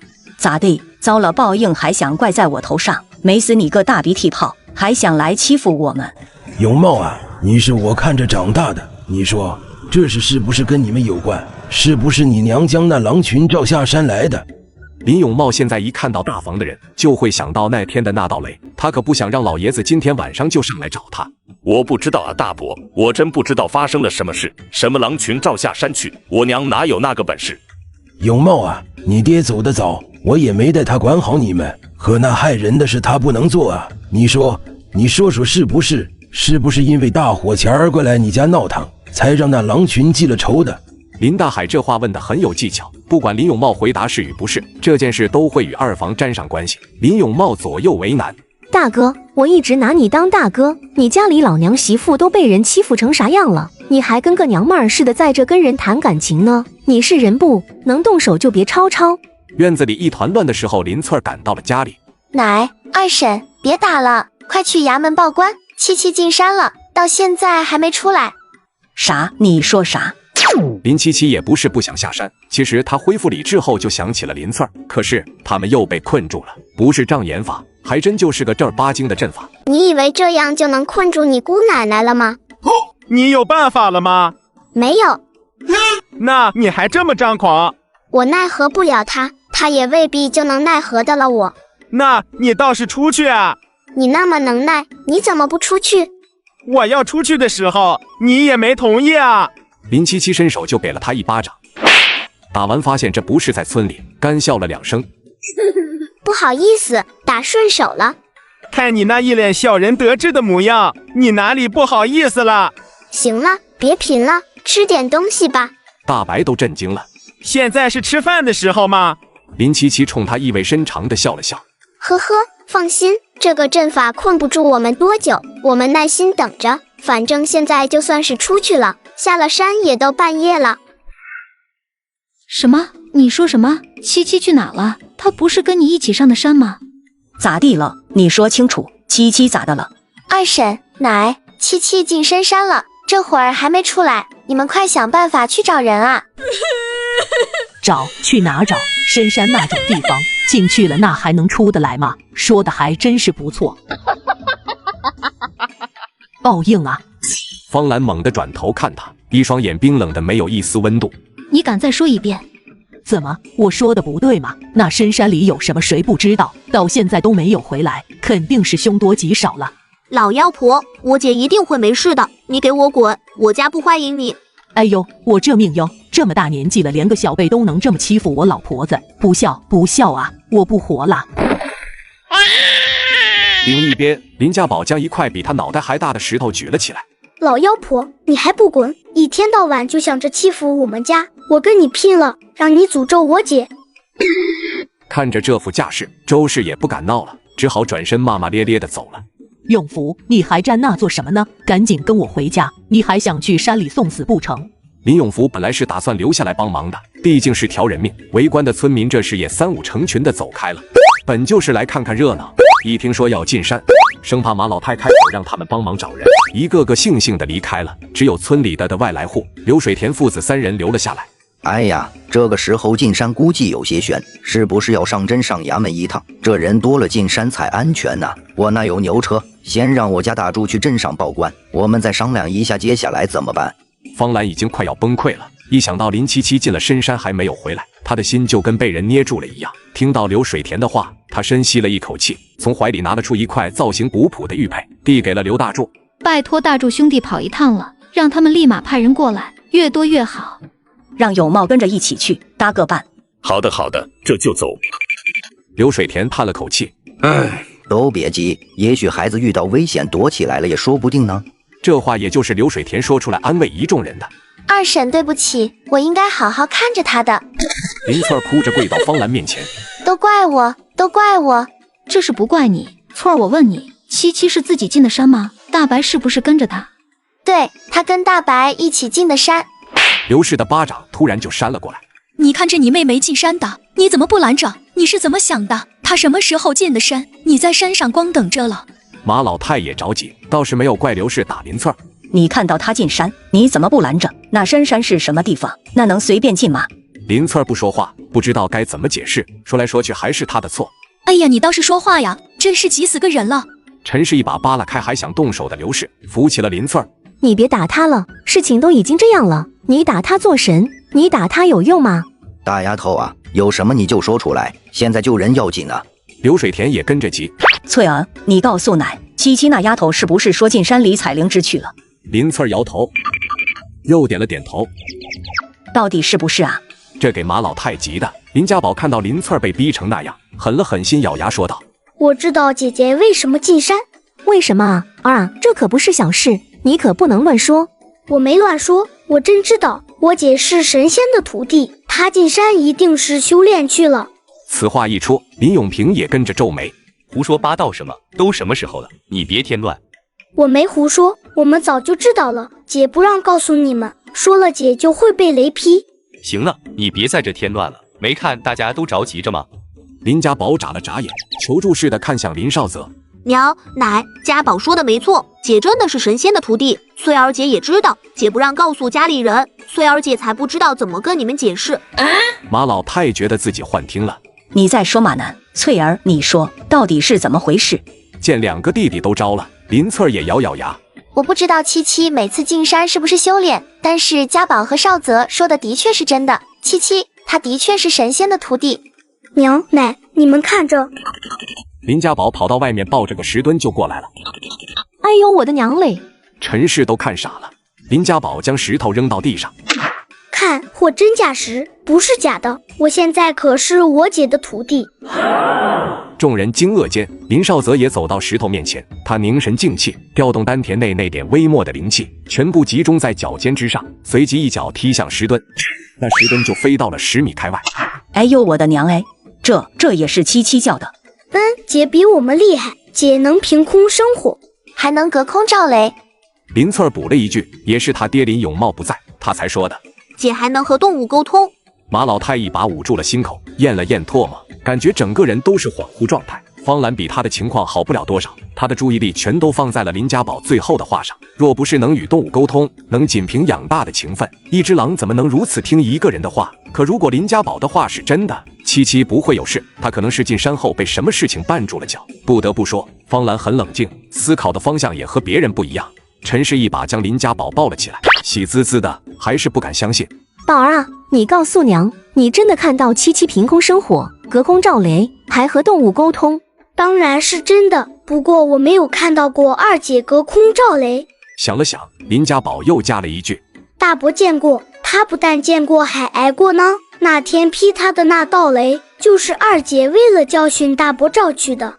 这话一出，可信度就瞬间提升了。那天在村子里晴天落雷的场面，不少人看到了的，还在村子里传得沸沸扬扬。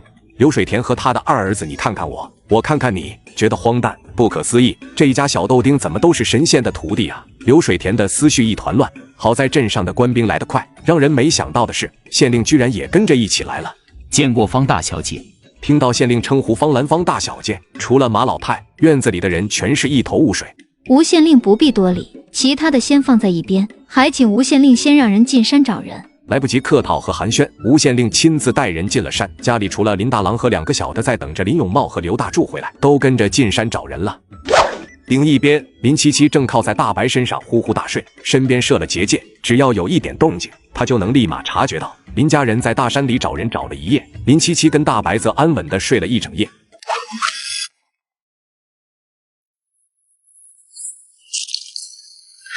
呵呵，终于忍耐不住了。我那么努力地困住你们，到头来却成了给你们守夜的了。忍不住了就现身吧。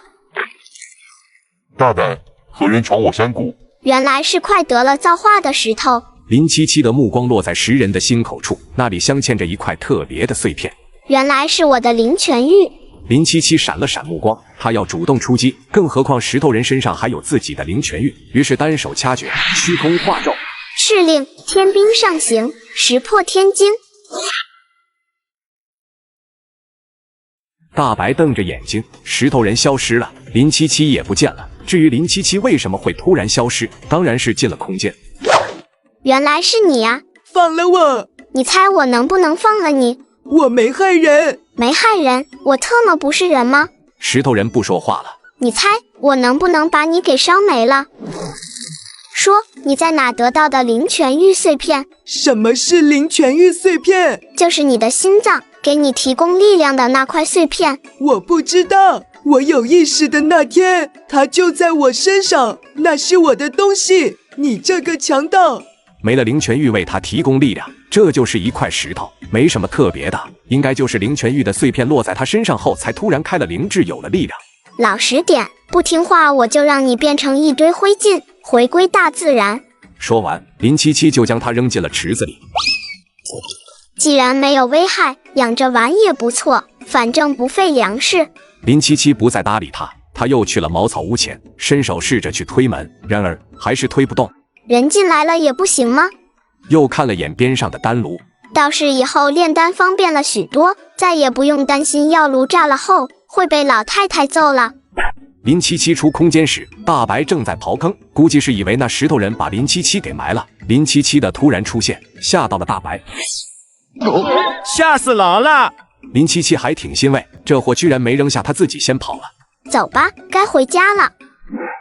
而这边寻他们进山的一行人一夜没睡，却个个神经紧绷，毫无困意。天刚亮，就在方兰再一次快要崩溃的时候，一只灰狼从林子里窜了出来。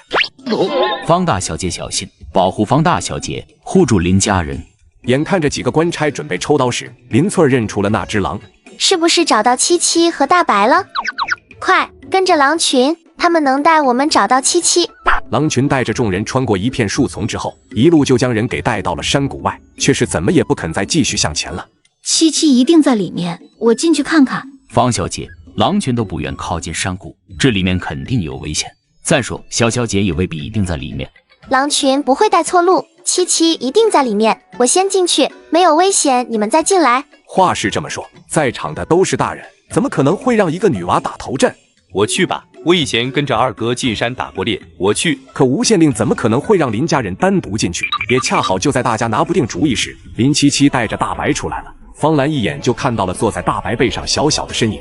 七七，一晚上的担惊受怕在这一刻终于被宣泄出来，方兰的眼泪瞬间涌出眼眶。林七七也惊了一下，随即就看到林家人全都站在谷口。对不起，娘。你这孩子，你怎么出门也不跟娘说一声？你要吓死娘啊！一直到将人搂进怀里，方兰才觉得有些真实感。你出了事娘怎么办？娘怎么办呢？方兰哭着哭着就要上手，手却生生的停在半空。七七，你这是怎么了？怎么伤成这样？娘，都是小伤，我没事。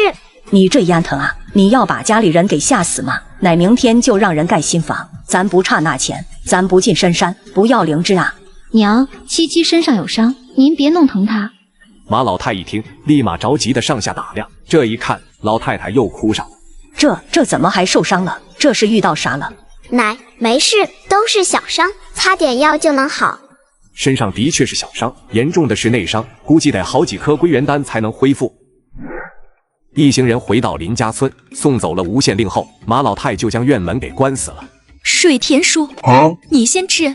大柱兄弟、二柱兄弟，你们也吃啊！刘水田和两个儿子其实还挺尴尬的，这人都帮着找回来了，可马老太不让走，就让坐在院子里等着吃饭。想到林七七是神仙徒弟的事，他们可是知情人，这就让父子三个总有一种活不长要被灭口的赶脚。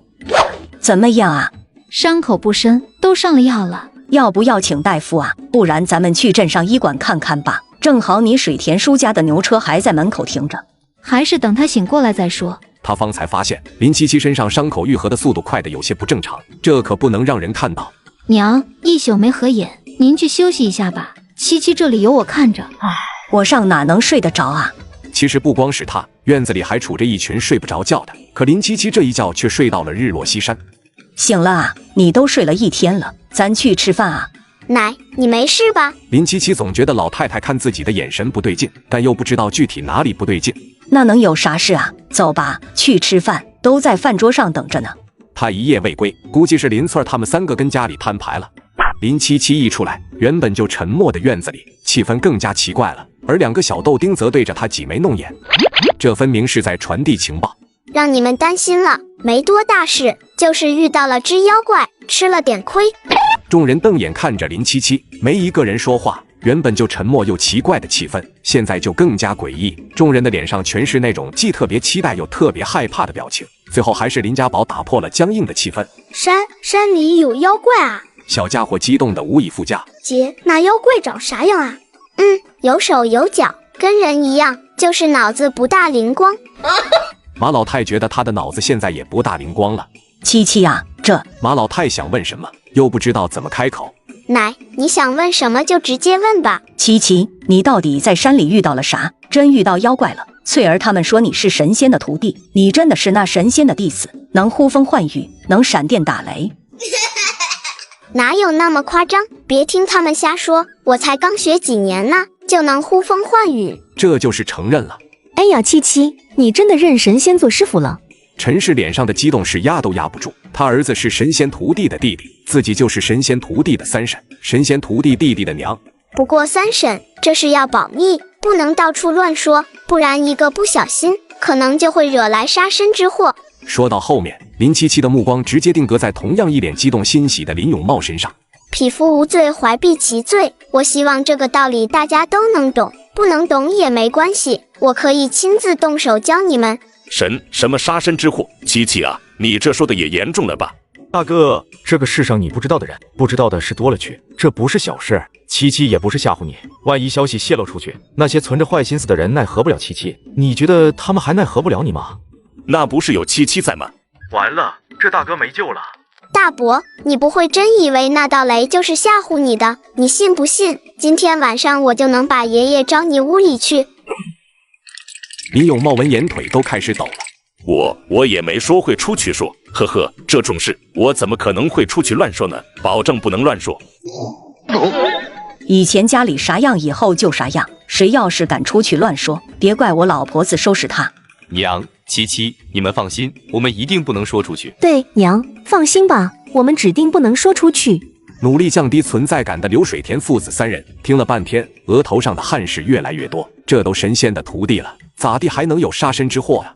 我们也不会说出去。谢谢刘爷爷昨天晚上愿意帮忙，这个是谢礼。啊？不用，都是一个村的，再说也没帮上什么忙。给你就拿着吧。马老太心里那叫一个疼，败家丫头，一出手就给人参，那得多少银子啊？水田叔，拿着吧。不用了，这太贵重了，真不用。水田爷爷您就拿着吧，娘说了，滴水之恩当涌泉相报。真不用，哎呦这太贵重了，你们要是想感谢，要不给点地里长的菜。刘水田都没敢说后院养的鸡，是嫌给的少了。刘大柱一看林七七的手又要往胸口伸，吓得一把就将人参给接了过来。那就谢谢七七了。林七七脸上带了笑，对吗？给就拿着，这是个上道的。大柱叔家有孩子吗？有一个叫刘铁头，今年7岁，小名叫狗子。俺家的叫刘铁强，小名叫强子，今年6岁半。刘二柱不爱说话，却是心思细腻。林七七一开口，他就知道他什么意思，赶紧把自家娃也给抱了出来。人参是给刘爷爷补身子的，我给大柱叔和二柱叔的谢礼，你们可以2者选一。第一种是我小叔是秀才，你们若是愿意，可以让他亲自给铁头和铁强启蒙，做他们的领路人，你们也不用担心束修问题。第二种选择，我家少泽和家宝需要个玩伴，你们若是舍得，可以让铁头和铁强跟着他们，不过能学到什么程度，那就得看他们的造化了。我们选第2个，明儿我就把家里那2小兔崽子送来，就麻烦少泽和家宝了。果然，聪明人总会做出聪明的选择。刘水田激动得满脸通红，没想到他的一念之善竟会有这么大的收获。道谢的方式有很多种，让人闭嘴保守秘密的方式也有很多种，但都没有这种直接拉人入伙的方法牢靠。方才有外人在，我就不说什么。现在在场的都是自家人，我老婆子也就打开天窗说亮话了。马老太话音刚落，林永茂就先一步抢过话茬。娘，我们都知道了，一定不会往外说的。大伯，恭喜你，都会抢答了。我丑话说在前头，别以为你们是七七的长辈就能不听他的话，借着他的由头出去瞎折腾，最后出了事还得七七给你们擦屁股。奶，这个擦屁股这词用在我头上真的合适吗？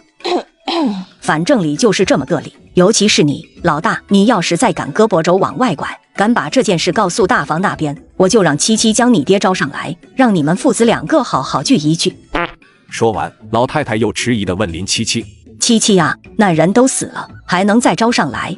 能，人死了后并不是立马就去投胎的，没投胎就能给招回家来。林七七的话听得众人直打寒战，马老太心里其实也是突突的。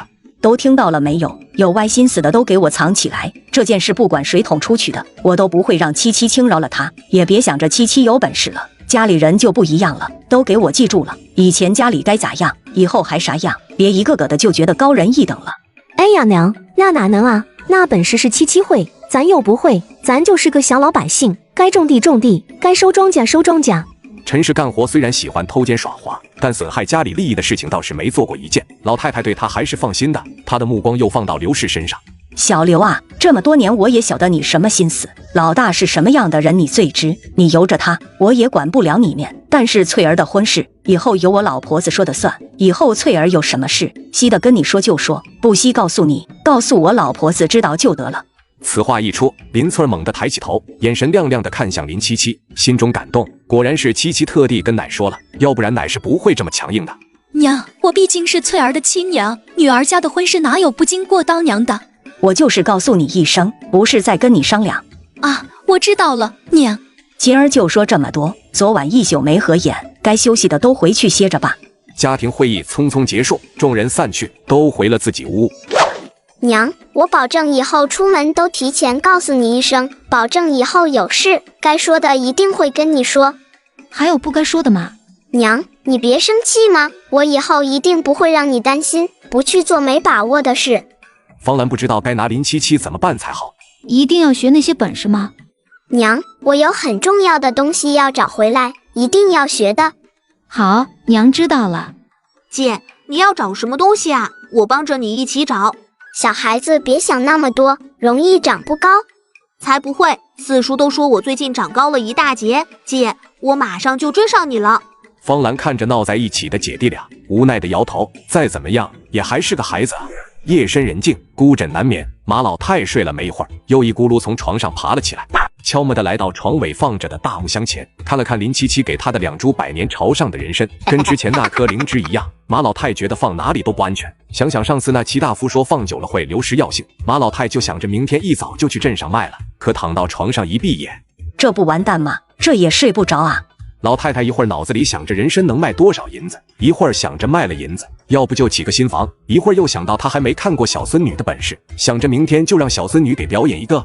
就这么胡思乱想，马老太迷迷糊糊的合了会儿眼，却是越睡越精神，披了件衣服起身，想要去缸里舀点水润润嗓子。一开门，发现方兰正坐在院子里的凳子上。听到动静，方兰转过头：“娘，你怎么还没睡？”“我睡不着啊，嘴干，起来喝口水。你怎的也没睡啊？这都后半夜了。”“娘，你怎么了？睡不着？”“七七给了我2颗人参，明儿一早我就去拿到镇上给卖了。没想到儿子的福，倒是先想上孙女的福了。”“您是他奶，他孝顺您是应该的。”我听到七七丫头说会管我，我这心里是真热乎啊。以前她傻愣愣的，整天就坐在门口等着人回来。说句实话，我每天下地回来看到她那副呆呆的样子，这心里总拧巴着难受。我就在想啊，风儿上战场拼命去了，我没给她闺女照顾好啊。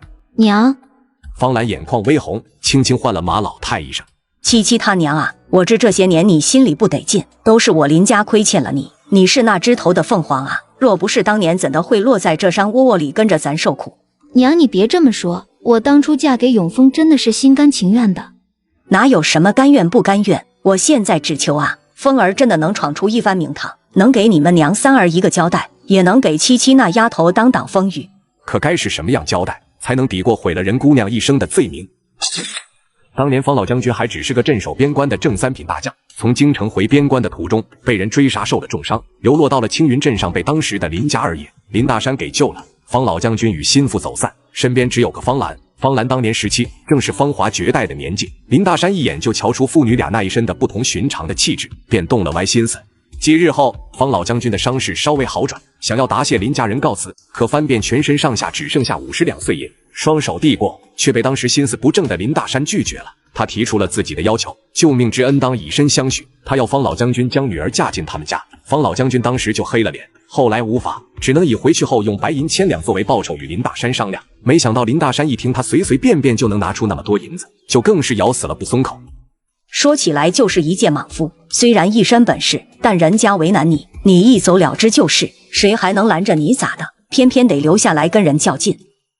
最后还是方兰开了口，她嫁，但嫁给谁她自己说了算。于是方兰选择了林大山最看不上的一个儿子林永丰。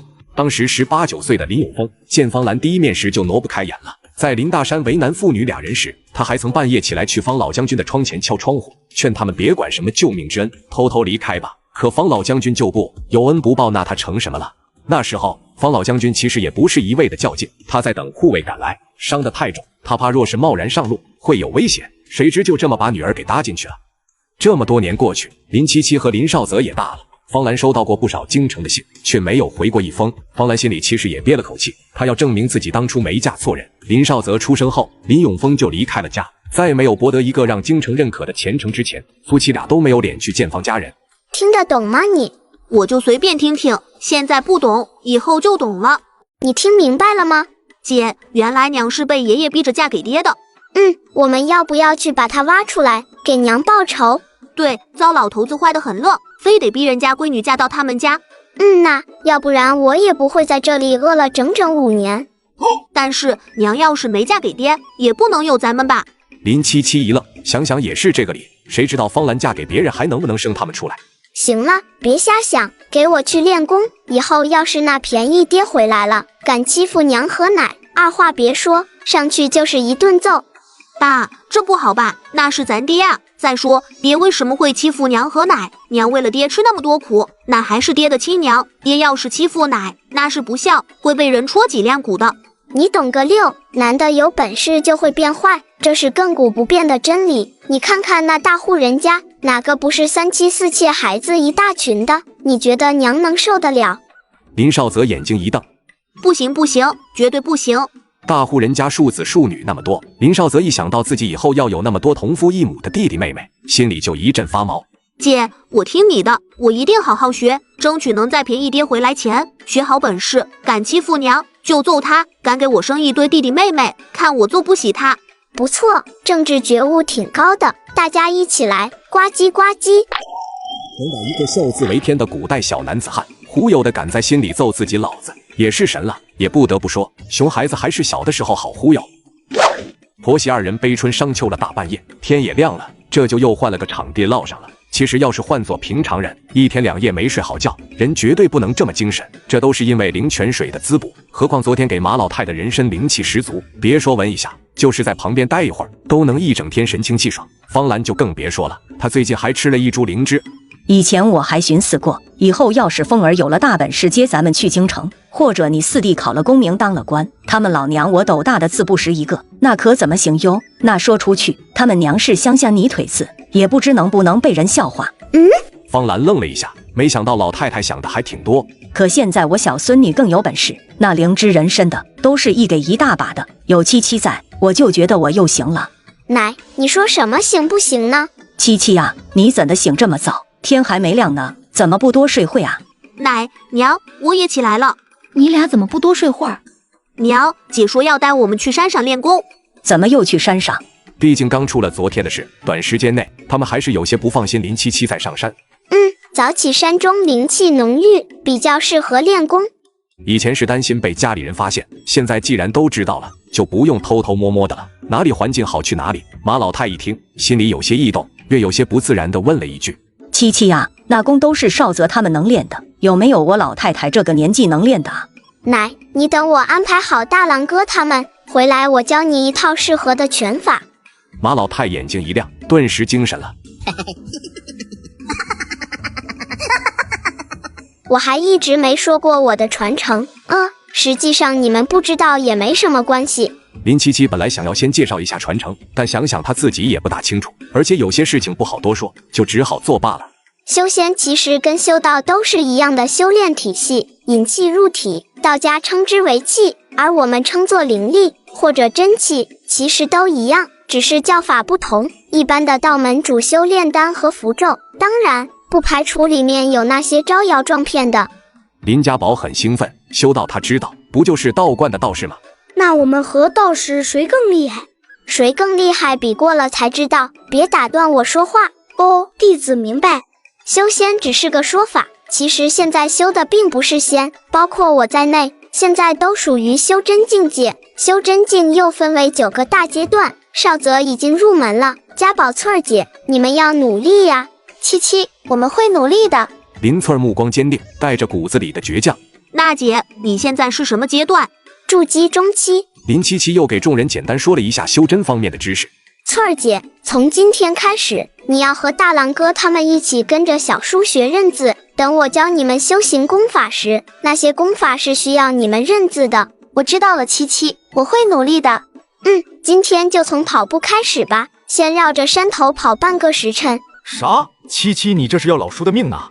四叔，我们给你打个样。我操！看看，这就是练了2个月的效果。老叔，我们认命吧。而此时，远在大西北的军营主帐内，军医们正忙得团团转。将军怎么样了？回幕副将，将军的伤势已经稳定下来了。顾太医说，若是今天晚上没有起热，就不会有事。可那么重的伤，怎么可能会不起热？木坚再也待不住，伸手掀开帐帘，走了进去。穆副将，你怎么进来了？床上的男人眼睛紧闭，面色苍白。木坚点了点头，看到床上躺着的男人，非但没有避嫌，反而上前一步。可能是他眼中抑制不住的爱慕之意太过明显，顾太医脸色有些莫名的不好。虽说军中无男女之分，可毕竟男女有别，穆副将还是注意这些的好。这里有老夫看着，林将军受了伤，军中此刻正是震动的时候，你不该待在这里。木坚一怔，顿时收回所有的情绪，一张明艳的脸上只剩下公事公办的严谨。顾太医无需多虑，将军为夺西凉城身受重伤，将士们都心系他的安危。既然知道了林将军已经脱离危险，我这就去练兵场，稳定军心。请将士们放心，将军这里有老夫亲自看着，军中6位军医随护，不会出问题的。木坚再次回头望了一眼，随即面无表情地出了军帐。等到偌大的帐中只剩下顾太医一人，他叹了口气，取出一粒药丸给床上的人喂了下去。5年了，撑过这次，你想要的就都有了。二姐，咱们私塾就快放假了，到时候你就教我们凭空生火的法术行不行？什么样的法术都得用灵力催动，你行吗？可天天在山里跑也太无聊了。要不明天我们再跑快些，练练速度。这个好，明天早上我们比比，输了的就帮赢的那个做功课。马老太一巴掌过去，我让你瞎寻思，我花钱供你念书，你还给我使小聪明，那些银子是白花了是不？哎呦，我可不想你给我做功课，你那字老难看了，解说跟憋爬的一样。娘，七七啊，昨儿个晚上老宅又遭狼患了，大伯娘家养的大白猪都被咬死了。还有这事？马老太很淡定，转头看向林七七。七七啊，这事你知道不？不知道。虽然回答的这么干脆利索，可马老太是怎么都不会相信的。娘，奶，一会儿从镇上回来，我去山里一趟。怎么又要去山里啊？要不娘陪你一起去？我跟大白一起去，娘你别担心，山里面现在已经没什么危险了。三婶，你们平时要想进山，让大白跟着，或者让狼群跟着也成。跟狼一起进山，呵呵，那我还是算了吧。马老太瞅了林七七一眼，看吧，还说那狼群跟你没有关系。我就是没空，要不然也跟着一起进去找找人参啥的。奶，你要忙啥呢？老宅这不是又遭狼了，我不得去安慰两句。奶，我知道，你是想去看热闹了。呵呵，有瓜不吃，茶饭不思。哎呦，做人难，做女人难，做一个孙女是神仙徒弟的女人更难。四儿，你这是咋的了？我的娘嘞，半个时辰呐！我和大郎被这3个小的虐得真是体无完肤，足足被甩了半个山头啊！2条腿已经感觉不是自己的了，若不是还要去书院，我真是一点都不想动弹。此时此刻，我只想说一句话：做人难，做一个侄女是神仙徒弟的男人更难。奶，我要吃包子。咱先去卖人参，先吃包子。哎呦，咱还是先肉包子。老板，来1笼包子。老板，要2笼。吃得完吗？能。老板啊，那就来2笼吧。奶，你不吃啊？你吃你的，要吃饱哈。林七七一边吃一边拿眼瞅马老太，迫于压力，马老太硬生生的将剩下的5个给吃了，撑得老太太直打嗝。临走时顺带又打包了1笼，吃饱喝足，两人一起去了济世堂。老太太这次是抓药啊，还是卖药材啊？马老太上次和林永新过来卖灵芝，和李掌柜也算得上是半个熟人了，他也不见外。还卖药材，这次是你看呐，还是请你们东家来？李掌柜接过马老太的背篓，东家在里面看着，还是我先看看吧。李掌柜心想，距离上次卖灵芝的时间不算太久，老太太总不能又拿灵芝来卖吧？那你看吧。只见李掌柜一阵惊呼，满眼惊喜，一把抱起背篓就往后面跑了。马老太愣了一下，反应过来就去追。哎呦，我的人参啊，你不要就不要，咋的还做起强盗来了？林七七一见这情况，立马迈着小短腿跟上去。后屋一间诊室内，马老太已经追着李掌柜进来了。你这掌柜的咋回事啊？竟然抢我一个老太婆的东西！哎呀，老太太，对不起了您嘞，实在是人命关天，救命要紧啊！李掌柜一个劲的给马老太赔不是。您放心，那2株人参咱家指定要高价。马老太一听高价就不吱声了，耷拉着眼皮往齐大夫那瞅。那你倒是提前给我说一声啊！我一个老婆子带着个孩子，马老太终于想起林七七来了，刚才追得急，把小孙女给落在医馆大堂了。一扭头见林七七刚好进来了，马老太才松了口气。齐掌柜看到背篓里的人参，面上焦急的表情缓了缓。买，这2株人参我要了。脸上一喜，抱着背篓又出去了。他一走开，马老太和林七七才看到屋里的床上躺着一个人。老太太，您也看到了，东家这里着急着救人，您2位先在这等会儿，等东家忙完了再跟您细谈人参的事。马老太也不是个胡搅蛮缠的人，只要给银子就行。林七七隔着老远打量着床上躺着的人，头发花白，皱纹横生，目测年龄60岁上下，双目紧闭，面上毫无血色，嘴唇乌青，气若游丝。这人应该是中了毒，又受了严重的内伤，难怪那个掌柜看到那2株人参那么激动。人参能吊气，尤其是100年往上，那就是在吊命了。李掌柜安慰了一会儿马老太，就出去了。估计是觉得一老一少的又都认识，也就没有对2人设防。林七七目光扫了扫，确定周围没人，这才径直朝床边走去。马老太吓了一跳，七七呀，你干么啊？那就是个生了病的，你别靠那么近，当心过了病气。林七七却是已经到了床前，他伸出手，将一缕灵力注入了老者体内，又从怀中拿出1粒归元丹，给老者喂了下去。你给他吃啥了？马老太伸着脖子往床上看，没什么。林七七收回目光，刚想离开，却见那老者喉咙动了动，应该是归元丹起了作用，可能就要醒了。于是眼疾手快的一掌下去，那老者又昏睡了过去。马老太吓得只能瞪眼，想要说什么，可刚想张口，林七七就已经回到了自己身边。下一秒，齐大夫带着处理过的人参走进屋子，将参片塞进老者口中，叹了口气，伸手搭上老者的脉搏。生死有命，富贵在天，能不能听过来全看？什么？齐大夫以为自己把错卖了，又重新将手附上了老者的脉搏。一会儿，他又换了老者的另一只手。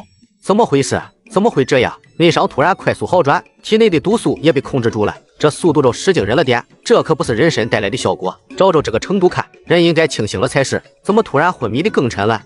马老太听着齐大夫情不自禁的念叨，心里突突的，不知道人是好是坏。但当齐大夫转头看向祖孙俩时，咋了？啥事啊？我们啥都不知道哈。这祖孙俩就是普通的乡下人，若是会医术，哪老还用到他医馆乐来卖药材？再说了，就是太医院里的那些老东西，也不可能在如此短暂的时间里，让一个受了内伤又中了剧毒的人快速好转。这2客人餐铺子都全要了，你开个价吧。上次的灵芝是他开的价，可这次不一样。上次是收购，这次是救人。事发突然，齐老以为老太太可能会趁火打劫。你看着给吧，就按照平时的价钱给就成哈。老太太其实是惦记着林七七刚刚给人的那一下，想着还是赶紧拿了银子离开的好。齐大夫倒是高看了一眼马老太，他也没有推辞，给了个算是不低的价格。马老太怀里揣着300两银票，又是飘着走出了记事堂。不过他还是没忘记问林七七给老头喂东西那茬。七七啊，你跟奶说，你是不是认识那老头？你俩有仇啊？奶，你怎么能这么想？我都不认识他。那你打他做嘛呀？哎呀，我那是在救他，就那一颗丹药，你知道得多少银子不？那可是有价无市的东西，你1000两银子都不见得能买得到。不打晕他，万一惹了麻烦，他再赖上我们怎么办？哎呦，你咋的不早说？这不是卖便宜了呀？早知道他就狮子大开口，要个500两了。吃亏了呀！林七七无奈地劝马老太。奶，有些事情是没有得失的，那老者身上有功德，救他一命与我的修行也有好处。马老太一听，说的也是，小孙女现在是神仙的徒弟，那神仙就得做好事啊。做好事也得分什么好事，不能为了接济别人让自己陷入绝境。奶，那不叫做善事，那叫蠢。得嘞，我知道了。身上有了银子，祖孙俩没过一会儿就将功不功德的事情给抛到了一边。马老太也没限着林七七，给了林七七10两银子，让他想买什么就自己买。大柱啊，你把这包子吃了吧，先垫吧。谢谢婶子。刘大柱拿起包子就吃，也是饿坏了，可偏偏老太太就盯着他吃，一副我不看着你把那一笼包子吃完绝不罢休的样子。七七可是吃了15个，我老太婆一顿也只能吃5个，现在我就是想知道你能吃几个。刘大柱欲哭无泪，还以为自己是不是什么时候得罪马老太了，最后还是林七七给解的围。吃不完就带回去吧，别硬撑，当心撑坏了。坐上牛车，又是满满当当的。马老太买的时候开心了，坐上牛车一算，这一趟花出去10几两，又开始心疼了。奶，钱花了就花了，没了再挣就是，也就是一颗人参的事，别难受了。我也花了10两银。马老太本来还有些被安慰到，一听林七七说她也花出去10两，顿时惊了。啥？你也花了10两？你买啥了？也没见你买啥，莫不是挨人骗了？我买书了。书的确是贵的，不过你买书做嘛？你想学认字，让你小叔教你就是。他房里书多，啥样的都有。看呐，奶，你也得学认字，多少认一些。我都这年纪了，学那做嘛啊？我以后得教你练功，奶，你得认字才行。马老太怀疑的看林七七，练功还得先学认字，她真的有点不信。回到村里已经是中午了，陈氏和刘氏已经将饭菜做好。马老太想留刘大柱吃饭却被刘大柱拒绝了。马老太给的那一笼包子，他吃了6个，到现在还觉得有些撑呢。方兰依旧给林七七熬了鸡汤，多吃点，晚上奶给你包白面饺子，多补补。马老太觉得林七七突然这么能吃，应该是受了伤的缘故。林家的，你给我出来，看看你家娃把我家娃给打的，这是多大的仇，能下这么重手？咋了？是他们先动的手，我和少泽看到他们欺负铁头和铁蛋才上去帮忙的。对，是他们先动的手，他们人多欺负人少。姐，他们还骂我兔崽子，说我有娘生没娘养，还说我爹死了。就算是小孩子之间打打闹闹，也不能下这么重的手吧？你这孩子小年纪，心思咋这么狠毒？就是啊，你看给我家娃打的，小年纪，这心也太毒了。我们没惹事，是他们先动的手，还让我们给过路费，每天都得给。二姐，这次真不怪我们，他们以多欺少，10个打我们4个，打不过还找帮手。姐，狗娃的哥哥是镇上的混混，他让我们等着瞧，明天要让他哥带着镇上的混混收拾我们。所以这就是你们身上都挂彩的原因，真特么的给我丢人。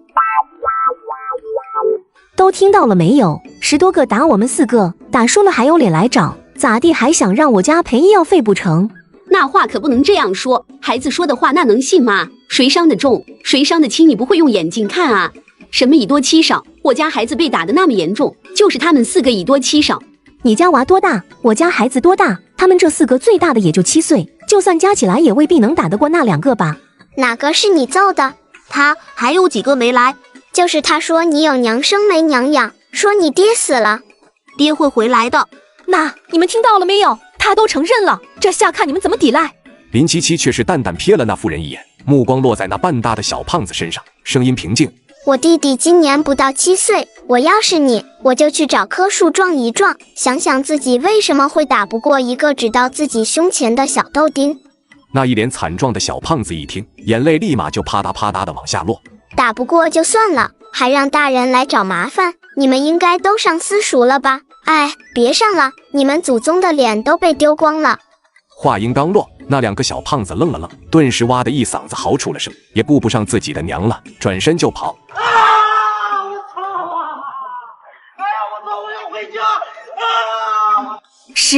石头啊，你等等娘啊！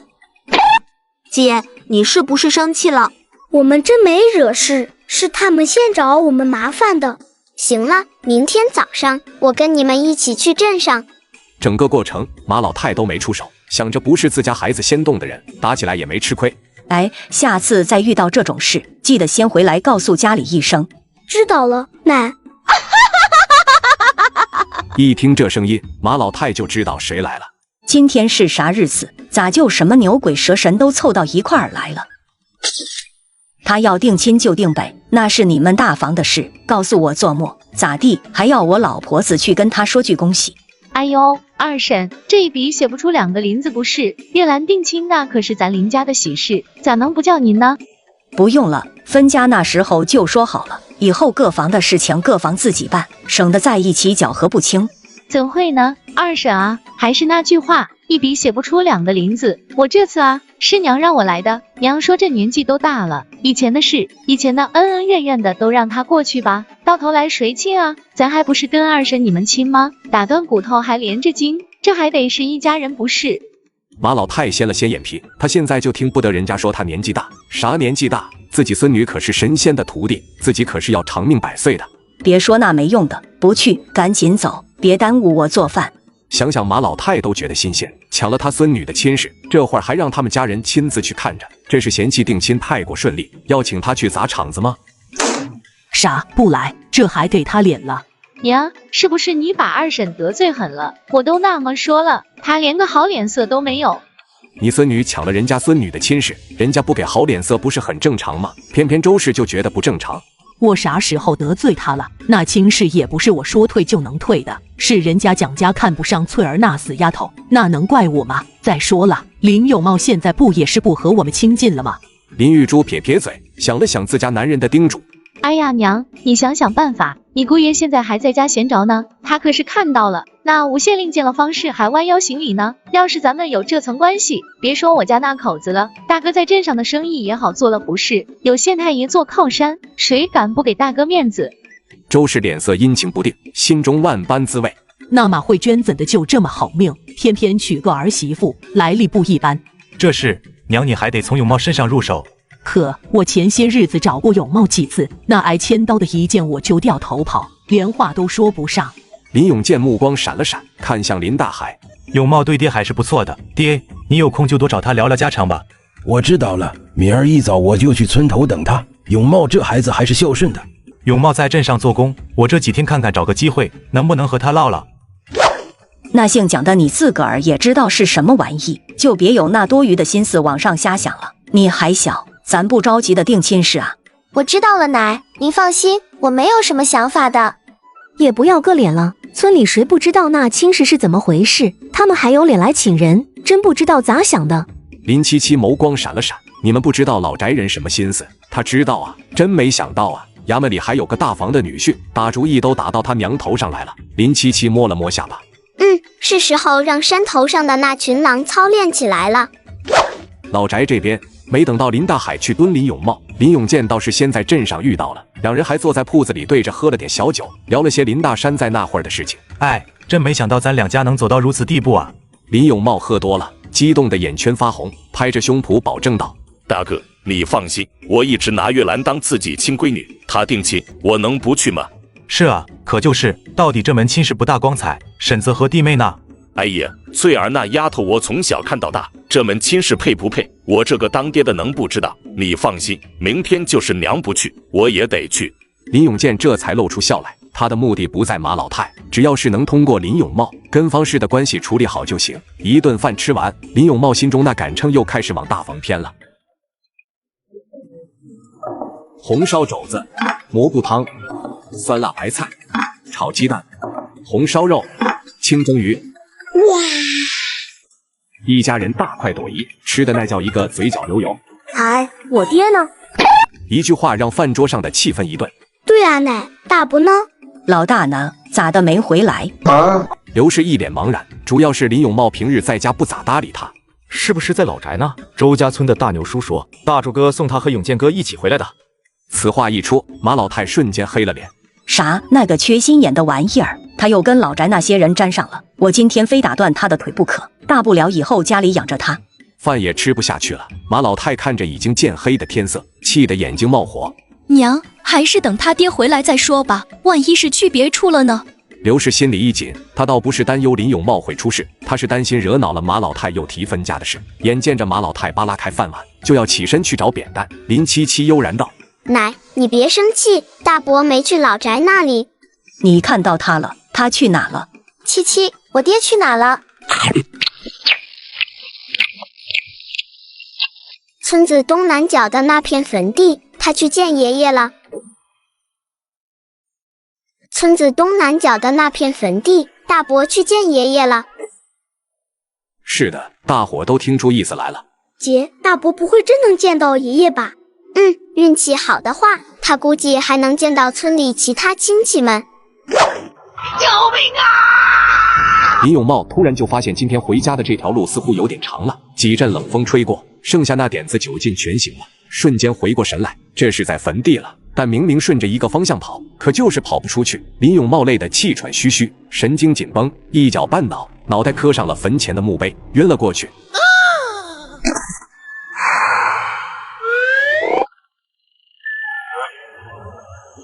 你来了。林永茂醒来时，就看见他死去多年的老爹正呲着牙冲他乐了。老大，我等你好久了。林永茂目光发直地看着他爹，眼前一黑，又昏了过去。他这一昏，面前林大山突然一阵变化，再次看去，就是只老黄鼠狼。这个人竟然是那姑娘的家人，简直差劲！要不咱们把他吓死算了，一了百了。他虽有恶性，但罪不致死，此恶非彼恶，你们要懂得分辨。老祖宗，我们晓得了，这儿没事了，我去村子里吧。那头林狼说要请我们吃东西。你们去吧，记住莫要伤人。说完身子一晃，便消失在黑暗中。老祖宗离开了，剩下的小黄皮子们都朝着村子里迁移。大白要请他们吃什么？当然是林家老宅的粮仓。这家人真穷。是啊是啊，好在他们不挑食，于是如同蝗虫过境般，短短一晚上，老宅里所有能吃的东西全没了。周氏做梦都没想到自家会接连3次遭受重创，撕心裂肺的痛哭。林月兰站在一旁冷眼旁观，她担心的是蒋家的人今天要过来，家里空空的，连个招呼人的像样菜都没有，这不是要被人看清了吗？林永茂是今天早晨被林永平和林大郎抬回来的，没受什么伤，就是人冻了一夜，身上冰凉冰凉的。不过林七七交代过不用请大夫，说不会发烧的伤寒，人醒过来就没事了，也就没人太过担心。至于林七七，他去了镇上，倒是没着急去找那几个混混，而是先去了包子铺。惩奸除恶这种事还是吃饱了再做得好。老板，2笼包子。还是这个味，四叔就是在这家买的包子。看着小娃娃干掉2笼包子，包子铺老板又看傻了。哎呦我去，这是谁家的饭桶啊？打听一下，以后10里8乡相看，可不能给自家孩子找这样的，一顿2笼包子，这谁家养得起呀？小娃娃，伯伯再送你2个。林七七白了他一眼，你特么当我是猪啊？吃不下了。这2笼都吃了，还在乎多2个？好吧，谢谢老板。将送的2个包子塞进了怀里后，就开始满镇子的乱转起来。敢威胁我弟弟，还敢要过路费，我今天就灭了镇上的这些混混。没有指定的目标，林七七就在镇上满大街瞎晃悠。终于晃悠到一处暗巷时，林七七发现了几个贼头贼脑的人。他侧着耳朵听了听，原来是几个扒手。就是你们几个要揍我家娃的？几个扒手转回头，就见林七七小小的身影，正好四下无人，感觉立马绑了卖给人牙子也不错，于是咧着嘴往前走来。小姑娘，你找我？林七七觉得这些人年龄似乎有些大了。狗子也就有个11、12岁，认的小混混应该是17、18岁左右的样子。想要走，但他发现这几个看着也不太像是好人，尤其带头的那个打量他的目光。管他呢，反正不是好人，先打了再说。哎，连个能还手的都没有。快，是他们，就是他们偷了老爷的银子，快抓起来！孙管家，他们好像收上了。哼，奇怪嘛，一定是平日里坏事做尽，被人报复了，先打一顿，然后送去衙门。哎，是，知道了。林七七在镇上各个暗巷里转了半天，掀了不少混混社团的老巢，一路翻过来，混混们也揍了不少，赃款也缴了不少，但似乎没有要揍的那伙人。大柱叔，我们回家。你要肉吗？不用，我家昨天刚买的肉。哦。林七七看他一眼，心想你不要你老盯着我看干什么？回到了村里，刘大柱就见林七七毫不费力地将一只猪腿拽了下来，瞅他一眼，拿回去吃，反正不要钱，白得的。林七七扛着一头猪回家，马老太整个人都傻了。奶，晚上吃红烧肉吧，再做个排骨汤。这孩子最近饭量大了，是不是没吃饱饿着了？自己不好意思说，就直接买一头猪回来。但他刚想要问两句，林七七已经丢下猪，转身上山了。林七七一上山就发现今天山里的气息有些不对劲。七七，你回来了？事情解决就回来了。最近练得怎么样？我教给你们的那套功法，有没有哪里不懂的？前面的招式都会了，后面还有些吃不透。你修炼的晚，不要心急，先将前面的理解透彻了，再慢慢融入贯通。突然，一条黑灰色的野狼蓦地从林子里窜了出来，顾不得会不会吓到人，痛苦又焦急着冲着三人不断嚎叫。七七，他受伤了，你们快下山回家。那你呢？大白还没回来，我去看看，不用担心我。你们下山，护好家里人，将所有人召集在一间屋子里，然后把这张符贴在门上。交代完后，林七七就让那只狼带路，一人一狼朝着事发的方向掠去，速度极快。哥，怎么办？我们听七七的，先回家。可是七七……翠儿，我们现在根据是给七七拖后腿，听七七的，先回家。你大爷！林七七眼前站着3个黑衣人，而10几只野狼趴在血泊中奄奄一息，还交个毛线的手！林七七怒了，赤青色的火焰包裹着斧子脱手而出，直冲其中一个黑衣人。我家狼崽子招你们了！我问你们话呢，我家狼崽子招你们了！黑衣人也不说话，直接提剑刺向林七七。我说怎么带着股妖气，原来真不是人。突然出现的不明物种让林七七陷入了沉思。为了避免麻烦，林七七让狼群先找个地方养伤，他则跟着大白找到了2具被狼群咬死的黑衣人。只见旁边还有几只没了气息的野狼，有一只临死前还死死咬着黑衣人的一只胳膊。到底是同类？大白仰头长啸，声音里满是悲戚。那群狼我管了。大白蹭蹭他的手，呜咽了2声。而就在这时，不远处的林中传来轰的一声巨响。小妹妹，这里危险，快跑啊！小妹妹，这里危险，快跑啊！话音刚落，一群黑衣人便从林中追了出来。我勒个豆，又是这些黑衣人！卧槽，傻站着干什么呢？快跑啊！那些人吓人不眨眼，快走啊！走去哪？把人往山外引吗？狼群还没走远，若是遇到了，又是一场厮杀。大白，不能放他们离开。林七七话音刚落，大白竟是先他一步朝黑衣人们扑了上去。他紧跟而上，路过少年时，一把扯下了他脖子上的铜钱剑。哎呦我去！周易光顾着震惊去了，脚下一个没注意，绊上一块石头，连带着身上背着的男人就一起摔了出去。我的铜钱剑啊，那可是我祖传的法器。林七七当然知道那是法器，将灵力注入其中，巴掌大的铜钱剑立马膨胀变大，迎风而起，口念咒语：梦碎碎土乐梦咖，猛随水土乐猛咖，大地瓜了吗？烤地瓜，1块钱了吗？能买仨？我勒个豆，走你！铜钱剑由一变十，竟是每一把剑身上都刻上了繁复的符箓。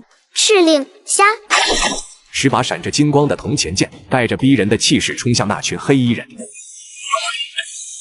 卧槽！把灭杀咒融进铜钱剑里，高手啊！你们是什么东西？来这里做什么？黑衣人面具下的瞳孔一片绿油油，身上被大白撕咬的伤口竟是没有一滴血流出来。问不出来的，这些家伙没舌头，说不了话。林七七看他一眼，伸手捏住了黑衣人的下巴，使劲往下一带，黑衣人的下巴就被他给卸了下来，听得周易一阵头皮发麻，果然没舌头。随即一脚踩向那人。周易咽了咽口水，往后退了一步。你也没舌头？有，我当然有。你要是不说，那你的舌头就和地上躺着的那几个一样，别要了。周易在心中脑补了一下，觉得林七七应该是返老归童的老怪物。前辈，这些是血煞阁饲养出来的妖人，在下周易，是鬼谷门大长老齐仓敏座下的首席大弟子。妖人？是啊，前辈，血煞阁用邪术炼化，将妖的血脉融入到人的体内，然后人就有了妖的力量。这些只是活下来的半成品，拥有妖的一部分特征，却没有妖的力量。哦，原来如此。走吧，该回去了。哎，前辈，你难道就不好奇地问一问那些成品怎么样吗？我今年8岁。周易瞪大眼睛，啥？才8岁？哎，你真是个小孩。不是年龄大，本事就大。弱鸡就是弱鸡，小的时候是小弱鸡，长大了就叫老弱鸡。周易惊讶完，又仔细打量林七七，发现她身上的气息的确不太像是返老归童的状态。哎，小丫头，方便告诉我一下你师傅是谁吗？大白见状，回头呲了呲牙。呀，这还是只灵兽啊！我师傅是谁不重要，但是你再不救他，该没气了。我从那些人手里救出来的，小丫头，算我欠你一个人情，能不能帮忙，先把他安置一下？可以。于是林七七就将两人带到了狼窝。小丫头，咱们怎么说都是同道中人，就没有人能住的地方吗？暂时没有，你们先待在这吧，只要不离开山洞范围，他们就不会攻击你。林七七转身走开，又回过头来。我明天早上会过来，山洞里有草药，你先给他止血。扔下这一句，林七七就带着大白离开，下山而去。另一边，林家二房的所有的人此刻都挤在马老太的屋子里，林翠儿和林大郎一人一个按住2个小家伙，头疼不已。你们2个冷静点，就你们那3脚猫的功夫，别去给七七添麻烦了。我姐有危险，我要去找她。林少则深刻地记着上次他娘抱着姐姐回来，他姐当时一身的伤。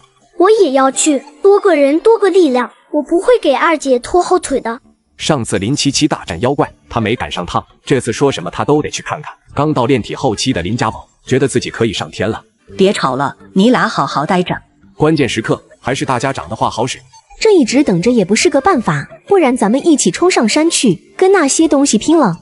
对，拼了。听到他娘的一句话，林家宝觉得还能争取一下，一脸的跃跃欲试。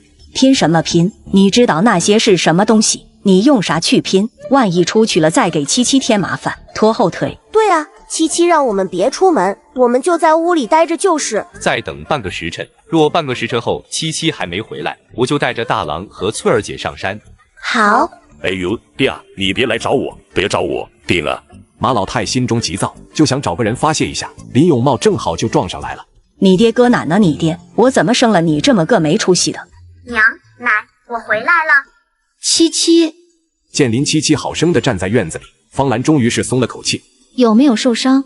娘，我没事，你看一点伤都没有，就是衣服刮破了口子，还得你待会给我补一下。姐，二姐，你没事吧？七七呀，到底出啥事了？你有没有受伤啊？是不是又遇到妖怪了？娘，奶，你们别担心，是大白带着狼群跟人打架来着，我没动手。七七，那些狼是不是受伤了？我都给他们包扎好了。那伤的怎么样啊？用不用给请个大夫啥的？老太太觉得狼群帮她报了多年的一箭之仇，这样能一致对外的，就都是自己人。奶，哪个大夫敢给一群狼包扎伤口啊？你放心，我都处理好了。山上发生的事，林七七只字未提，没有必要的事说出来只会让家里人心惶惶。大伯，冷就多穿衣服，你抖什么？我知道了，我这就去穿衣服。你这孩子吓你大伯做什么？哪能呢？我是真的关心他。呵呵，谁他妈信啊？七七呀，你告诉奶，真的是大白跟人打起来了。七七，娘和你奶没你那么大的本事，你要是觉得有些事没有必要跟我们说，那就不要说，娘和你奶不问。林七七无奈，他娘这是以退为进啊。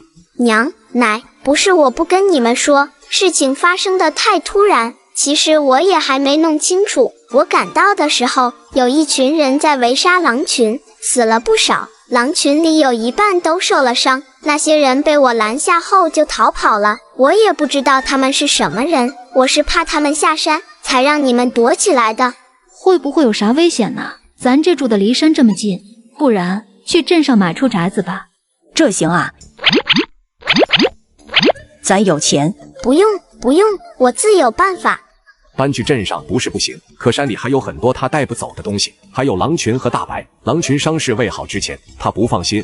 不过奶，买房子是好事，若是有合适的买下来也行。天越来越冷，四叔和2个小的就不用整天来回跑了。说罢，林七七又给马老太留下2颗人参，便出去布置阵法去了。艾玛，又是人参，今晚失个眠，明天赶紧去卖了。老太太给自己做了个心理建设，早已习惯了这个流程。今晚先失眠，明早去卖参，最后再从医馆内仙气飘飘地走出来。虽然今晚是痛苦了点，但想想明天就乐得不行。晚上吃饭的时候，林七七才郑重宣布：我在家里布了阵法，那些符文你们不要乱动，关键时刻能救命的。他这么一说，原本紧张的气氛瞬间就没了。众人虽然心头一震，但每个人的心思都是五花八门的。尼玛，阵法呀，这一听就高大上啊！咱家竟然都用上那么牛逼哄哄的东西了，好期待有人能打上门来，好期盼阵法启动的那一刻。小小年纪就能护家人周全，我是不是也该弃笔修仙呢？而林七七则觉得光布了阵法还不够。明天还是得再搬个妖怪回家镇镇宅。这不是卖身契，签了吧？这个是劳动合同，我给你丹药，你给我看家。石头人也不懂合同是个啥，但听到丹药他就懂了，这个能帮他提升修炼速度。到底是天生没长脑子的，也不问问1个月能给几颗丹药，有没有年休假期，就成了林七七的打工仔了。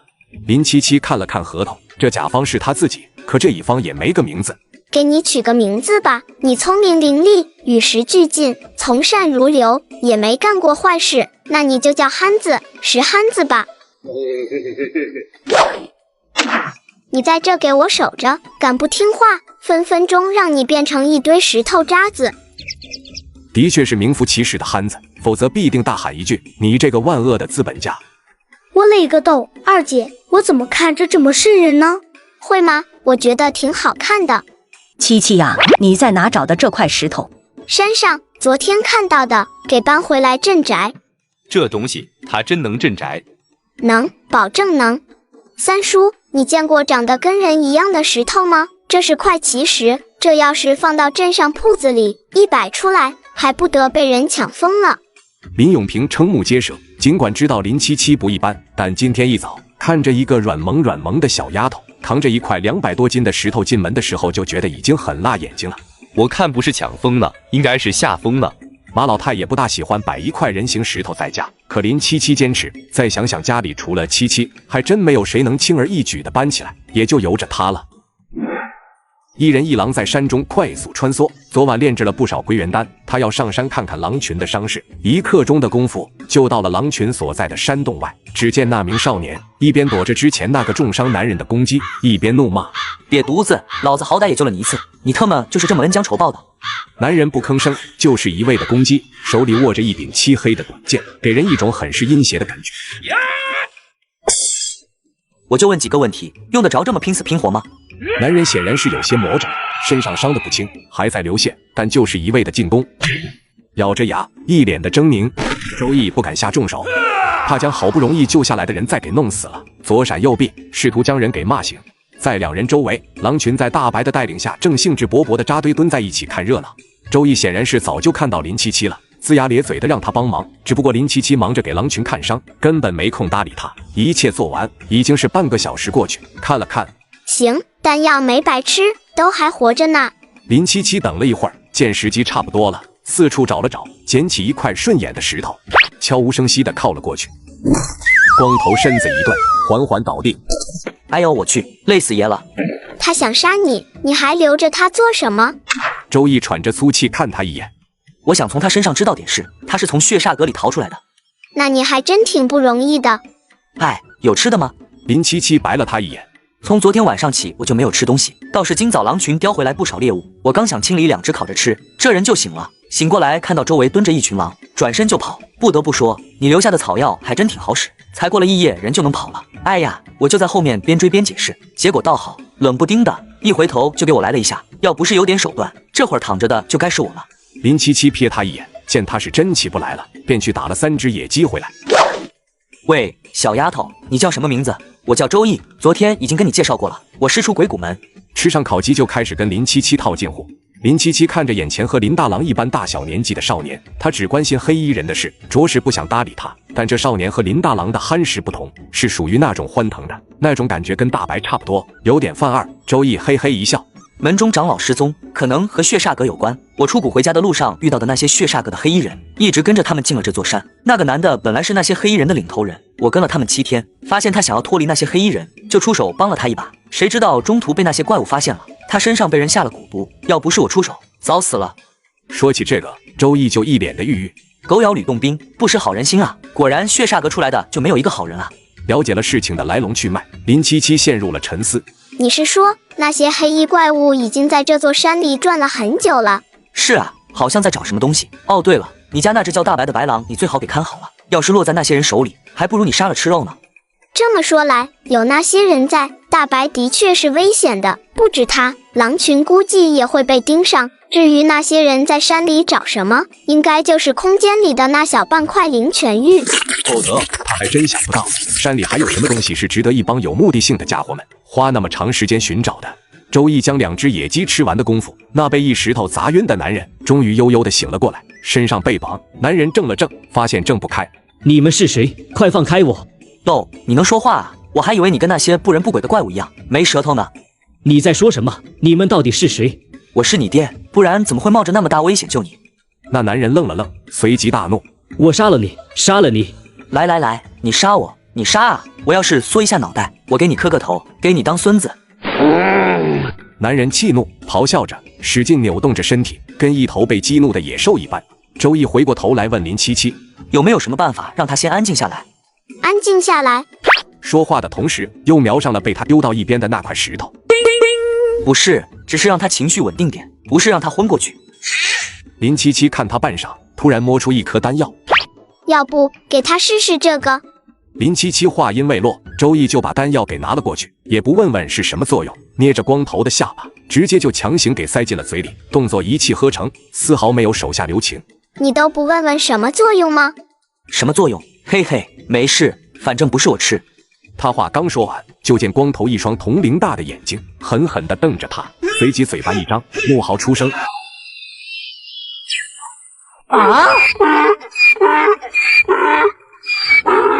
卧槽！周易猛地后退一步，看看光头，又看看林七七，一脸的不可思议。你给他吃的是什么东西？他怎么变成驴了？林七七冲他一笑，露出一口小白牙。灵岩丹的另一个版本，没什么副作用，等它好完了，你该问什么就问什么，不妨碍。哦，它还有另外一个名字，叫缺心眼子丸。这种丹药比较鸡肋，能够消耗人的精力，却没有什么实用的价值，也是药材刚好剩下了那么几种，林七七才顺带给列了出来。至于为什么叫缺心眼子丸呢？那是因为本就是要送给马老太，专门对付大伯林永茂用的。哎，上辈子死得早啊，修为不到家，我服了。至少我就整不出来这种古怪的东西。你师傅应该老牛逼了吧？不知道是哪位高人前辈，有空我一定得去拜会一下。林七七却没有回他的话茬，他盯着周易仔细的看，眼神有些微妙。我脸上有东西吗？忽然他眼睛一亮，我是不是长得很好看啊？林七七却是收回了目光，冷不丁开口问道：异世的魂。周易一愣，脸色僵了僵，疑惑的笑道：你在说什么呢？宫廷玉液酒。天王盖地虎。我操！宫廷玉液酒。天王盖地虎。我操！原来是老乡啊！我说怎么感觉你分外亲切？慢着。宫廷玉液酒180一杯，天王盖地虎，宝塔镇河妖。呵呵，你倒是挺谨慎的。你是华夏来的？对啊，没想到你也是从地球来的。我跟你说，我以前叫杨过。嘿嘿，长得那叫一个风流倜傥，玉树临风。可惜啊，红颜多薄命，欠的风流债太多，最后只能将命赔下。林七七跟看智障一样看着他，抿着唇不吭声。你不信啊？我看你像羊羔子。嘿嘿，开个玩笑嘛，你真的也是华夏来的？对，不过我一直跟着师傅在深山里修行，不怎么出事。我去，难怪身手这么好。我8岁那年就是先天武者，以为自己够妖孽了，没想到带着前世的记忆胎穿。2岁那年被人抢去当徒弟，我一直以为自己是这个世界的主角来着，没想到还能遇到个同穿越的。怎么这年头穿越这么容易了吗？林七七想了想，先天武者就是练气七。我弟弟今年7岁，也是练气七。周易瞪着眼，显然被打击到了。我上一世叫顾七月，这一世叫林七七，是个普通山村家的孩子。我上一世也叫周易，孤儿院长大的，后来跟这个老道士学了点道术。高中离开孤儿院后，一直靠着给人算命、看风水、吃饭。高考过后，体检查出来癌症，没钱治，一直拖到大2。说到这，周易就没了声音，眼中一片沉静。半晌后，周易深呼吸了一下。这一世家里条件挺好，爹是朝廷命官，爷爷是退下来的3朝元老，就是娘死的早了点。周易跟讲故事似的，把自己2世的经历给讲了一遍。当时那老头带我走的时候，说了让我16岁时回家。不过半年前他莫名其妙失踪，我和鬼谷门的门主用尽了各种办法，都找不到他。后来谷里2长老天机子也相继失踪，门主派出的人发现2长老失踪时，周围有血煞阁的人出没，就一直沿着血煞阁这条线索调查。所以你跟踪黑衣人来到了这里？是啊，整整跟了7天了。我挺好奇的，你上辈子怎么死的？雷劈的，渡劫失败了。周易心里不得劲，上一世看了那么多穿越小说，得癌症穿越的还特么真罕见。听听人家渡劫失败，多高大上。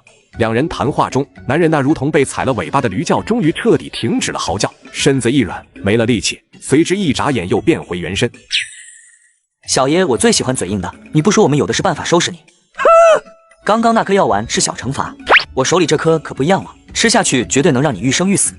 林七七实在是看不下去周易脸上那种欠揍的表情，也难怪人家拼了命的想要弄死他。他直入主题问道：你是什么人？来这座山里做什么？那男人低下了头，可能是觉得逃不掉了。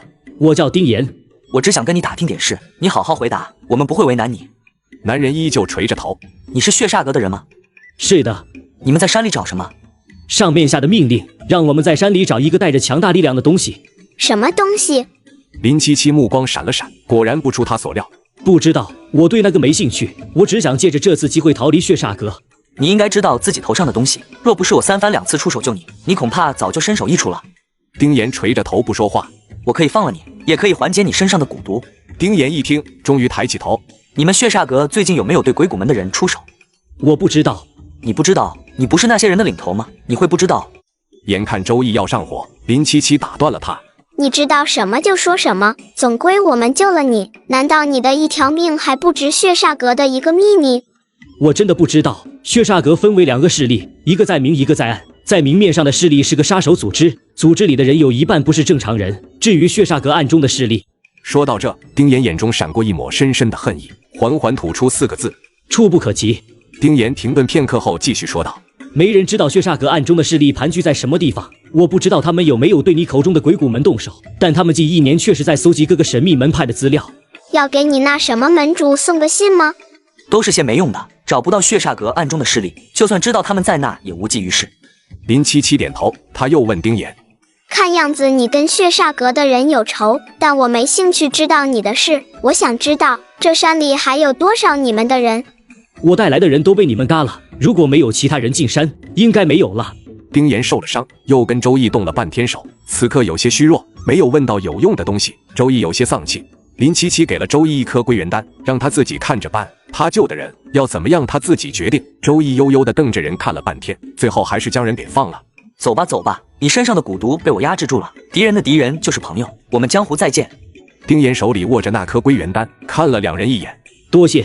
走了2步，他停住脚步。你们很厉害，但还不足以跟血煞阁硬碰硬，他们都是些疯子，我劝你们遇到了还是躲得越远越好。丢下这句，丁岩不再逗留，离开了2人的视线。说的都是些废话。那你接下来有什么打算？先回京城吧。周易叹了口气，看了眼身上破烂的衣服。你有哥哥不？能不能借我身衣服？你不会自己去镇上买一身？修行之人，钱财乃身外之物。周易一脸我没钱我骄傲的模样，底气十足。林七七同情地看他一眼。走吧。七七啊，你这是从哪捡回来的小乞丐？奶，我叫周易，是七七的朋友。马老太一听，看周易的眼神就开始古怪了起来。七七的朋友还直接叫奶。七七到年才9岁，是不是有些早了？林七七一眼就看出了老太太心里所想，解释道：奶，他在山里迷路了，在咱家待一晚上，明天一早就离开。这还得待一晚？马老太眼神又不对劲了。周易好歹来自华夏，相比于古人，他还是挺能厚着脸皮跟人套近乎的。他也不见外，进屋后挨着喊了一圈人，就凑到马老太身边哄老太太去了。马奶奶，你刚练的拳法柔中带刚，厉害啊，看着跟世外高人一样。哎呀，都是七七教的，练得完的，一把年纪了，强身健体啊。谁说您老了？马奶奶看着可年轻着呢，我见过不少富贵人家的老太太，她们可都没您那股精气神呢。要不说周易会说话呢，女人啊，年纪再大也喜欢听人夸她年轻。马老太看周易一下就顺眼了起来。哎呦，周小子啊，晚上来给你做红烧蹄膀，做糖醋排骨，看这小身子骨，可怜的哟。傍晚，林永新和2个小的回来，发现家里多了个陌生人，还挺稀奇，但只有林家宝话比较多。周易又是个自来熟的，没一会儿一大一小就混熟了。好浓郁的灵气，这块石头不一般呐。二姐说这是块奇石，能镇宅呐。镇宅，哈哈，有道理。没有外人就好，回去吧，这段时间不太平，你们盯紧点。黄皮子叫了2声，冲着林七七点头，身子一扭，窜进了草丛里，没了身影。走吧，大黄，回去了。对不起啊，给你添麻烦了。算不上是你添的麻烦。要不我给你在山里布个迷阵？不用，我已经让黄皮子暗中盯着了，布迷阵只会适得其反。再说，万一周边的村子有人闯进去迷了路出不来，那不造孽吗？周易显然也是想到了这点，叹了口气。我明天启程回京城，要是有困难就去找门匾上刻着这种花纹的铺子，将这块牌子给里面管事的看，他们会出手帮你。在哪里？这个嘛，我也不知道。鬼谷门这些年散布在外面的势力很广，小地方具体哪里有，我还真不知道。后进来的别忘记关门。哦，后进来的别忘记关门。等等我！我没上车，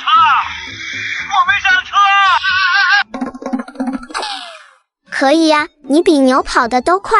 去你的，别开玩笑了，停下来让我歇歇吧。好嘞，大柱叔，油门踩到底。OK。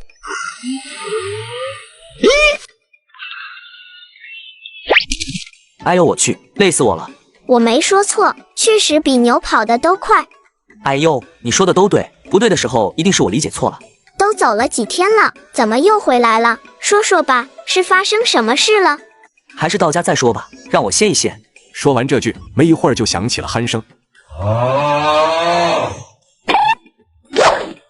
周小公子啊，你咋的又回来了？是不是还有什么事没办完呐？正好家里做了饭，中午就凑合着先吃点，晚上再给你做好吃的啊。先别吃饭了，出大事了。嘿，怎么还拉扯上了？咋就慌头慌脑的？出嘛事了不能好好说？往东100多里地外有个活喜人村，那里有2只阿飘要成煞了。啥？什么活喜人村？什么阿飘？你确定？我骗你干什么？我追着那个叫丁岩的去的。丁岩你还记得吗？就是我上次救的那个男人。说重点。林七七看了看2个听八卦的长辈，跟我来。这咋地又拉上手了？怎么了娘？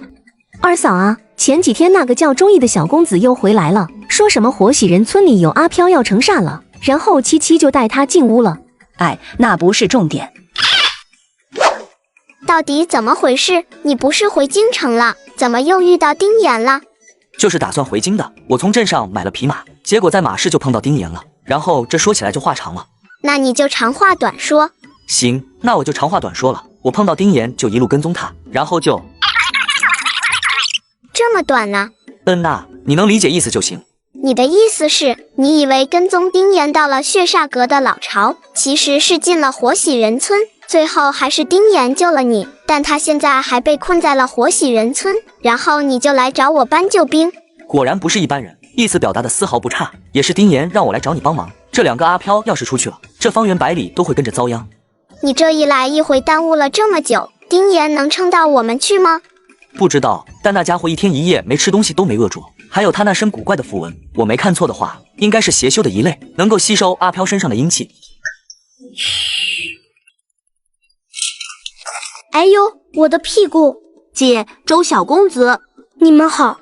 娘、奶、三叔、大婶、三婶，你们干嘛呢？我去后院把柴堆一下。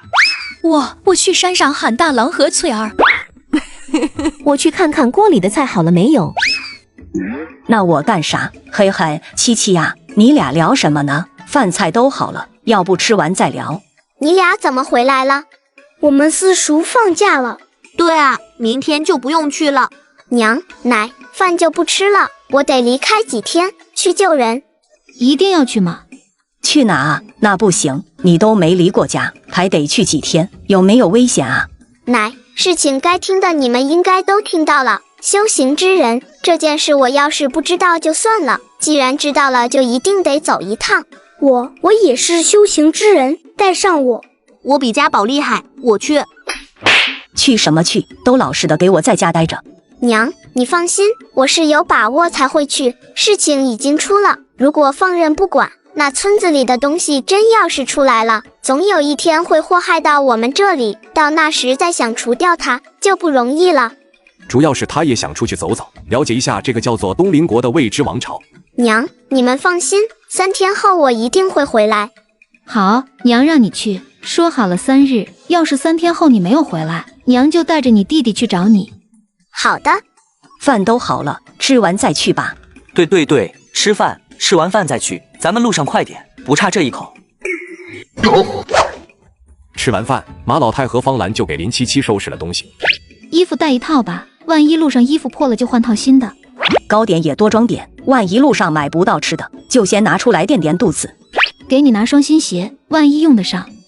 水罐子也带一个吧，万一路上没水喝，只能这样将就了。再带上点碎银子。还有这里是100两的银票。娘、奶，我就去3天，一定能回来。你给我带鞋做什么？还有吃的喝的，没必要，背着不够费劲的。怎么没必要啊？有必要，都是赶路必须要带的。他身无分文，从鬼谷门一路到这里都没被饿死，我又怎么会饿着？姐，200多斤的石头你都能扛起来，那包裹也就几斤重。是啊，那石头都能扛回来，拎个包裹还不得跟拎鸡仔似的。奶，我是这个意思吗？七七啊，听周小子的意思，那村子荒郊野岭的，偏得很。要不奶再给你带点米，带个锅。我看行，第一次出远门，该带的都带上吧。正好刘大柱子还没走，那么远的路，让他拉你们一程。奶，我是去救人，又不是游览风光，我带锅去干嘛？还坐牛车，我把牛扛走得了。哼！你这孩子说啥呢？你扛牛做嘛？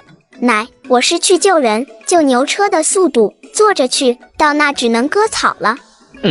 割什么草？坟头草。姐，那么远的路，不坐牛车你坐什么？你能骑马？能啊，怎么不能？行吧，那锅就不带了，这样跑起来会快一点。好吧，好歹不用背锅了。可算是顺顺利利的从林家大院出来了。林七七揣着将军府的玉佩和周易坐上了刘大柱的牛车，一路上风驰电掣，等到了地方，牛都跑懵了。刚才是我在叫吗？堂下何人？为何击鼓？大胆，见官为何不跪？大等，你要做什么？敢冒犯仙灵大人，退肉！林七七凉凉的看了那师爷一眼，慢吞吞的从怀里掏出一块玉佩。哎呀，下面站着的可是房家小小姐。借我2匹马，要跑得快的，还要耐跑的。要2匹千里马。周易也从怀里摸出了块玉佩，在吴县令眼前晃了晃，不用吴县令吩咐，师爷跟个狗腿子似的搬赶紧去了后院。这些小主子可得伺候好了。这怎么的？京城大人物家的孩子都聚到这来了，都是些小祖宗业。这要是在我的地盘出了事，还是我借的吗？那个小小姐和小公子这是要去呢，需要我派人跟着吗？不用了，马算租的，这是租金。吴县令本想推辞，可这丫头的手劲也忒大了，根本推不动。这会功夫，师爷已经麻利的将唯二的2匹汗血宝马给拉了出来。林七七和周易不再耽误时间，出了衙门，翻身上马。这好马就是不一样啊，跑得快还稳，根本不是普通的马能比的。就是寒风呼啸的，有点冷。哎呦，方家小小姐是个什么名头？有个大将军，我是他外孙女。哟呵，这么说你也是上面有人的？林七七面无表情地看他一眼，一拉缰绳抄了过去。没办法，他没骑过马，这个时候可不能一心二用，万一再来个交通事故。哟呵，可以呀！马匹狂奔，骑行了整整3个多时辰，紧赶慢赶，到了村子外面，天还是黑了。现在进村吗？这就是你说的活死人村。林七七和周易来到这里时，天已经黑了。大晚上进鬼村，肯定不是什么明智的选择。可丁岩还在里面，虽然算不上多熟，但是人家好歹是救了周易一次。那人虽然看起来不像好人，但其实还不赖。一个从血煞阁出来的人，都正直善良的想着周边百姓，也不比名门正派差到哪去了。我去，这里面的可能不是人啊！你魂穿了都没怕，还怕鬼啊？呸！审核可能过不了，是阿飘。我再怎么着也是寿终正寝，最多属于孟婆汤失效了。行了吧，胆小就是胆小，一会动起手来跟紧点，姑奶奶罩着你。周易一脸无奈，铜钱剑捏在手里，一副随时准备拼命的样子。我操！周易是彻底看傻了，林七七却是先一步进了屋。屋子不大，但很是破旧。一张木桌上面摆着一尊雕像和2根红色的蜡烛，除此之外，就只有厚厚的灰层。里间靠墙的位置有张床，床上坐着一老一少2个男人，皆是目光呆滞，形容枯槁。刚刚踹门的动静，竟是一点反应都没有。人还没死，家里却没有一点生活的痕迹。这是血烛，里面有活人的鲜血，难怪整个村子都弥漫着一股血煞气，所以那些人才会都是皮包骨头。他又回到供奉的雕像前，眉头轻拧。这不是那天晚上的小阿飘吗？他盯着雕像，不由自主地发了神。突然，雕像对着他笑了笑，他也傻愣愣地笑了笑。林七七一巴掌拍在他的后背，稳住心神，你刚刚被迷住了。周易一个机灵，再看向雕像，哪里还有什么笑容？这蜡烛里除了人血，不知道还掺杂了什么。长时间处在这种环境中，会让人离魂。所以这2个人看似还活着，其实躯体里的魂魄早已经不在了。走，换一家看看。周易赶忙跟上，临走时他下意识回头看了一眼，发现那个小女孩的雕像又在看着他，冲着他笑了。再看我，再看我就把你吃掉。紧接着，林七七又踹了几家房门，发现每户人家情况都一样，都是些活死人。走吧，去你看到的那间祠堂。周易点了点头，捏着铜钱剑走在前面带路。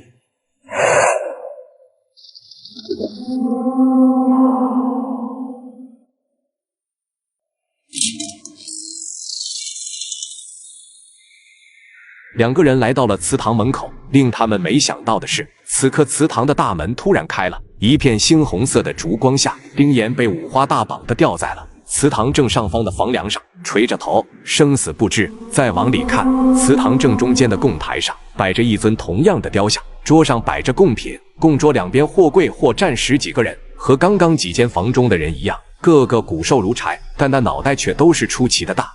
我先进去，你跟在我后面。林七七应了一声，也警惕了起来。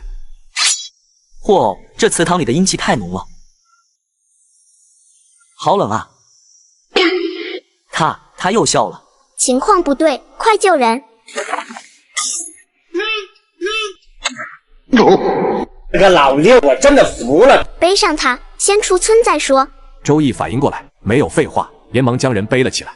小哥哥，你又回来陪我玩了。好，先出村子，不要回头。小哥哥，小哥哥啊！敕令：天兵上行，石破天惊。祠堂轰然倒塌，砸趴10来个行尸一样的村民。倒塌的声音中还夹杂了愤怒的咆哮。林七七果断扭头，迈着小短腿奋力的奔跑。然而身后阴暗的气息却越聚越多，围追堵截的村民也越来越多。林七七加快了速度，跟个小炮弹一样往前跑。好在林七七这时追了周易，一把扯过他手里的铜钱剑。敕令：天兵上行，猎杀！跟紧我，杀出去！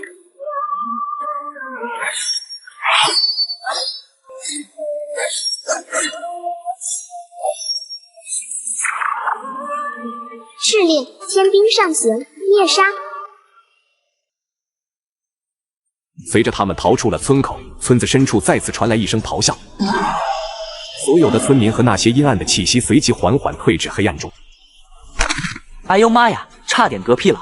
这家伙被那么多阿飘围攻都没死，真乃神人。此时林七七已经搭上丁岩的脉，将一丝灵气探进他的体内。他现在怎么样？内伤不重，估计还是从房梁上掉下来摔的。吃了归元丹后，已经恢复的差不多了。就是那一身的阴气太过浓郁，跟村子里的阿飘也差不多。真不知道他是怎么撑到现在的。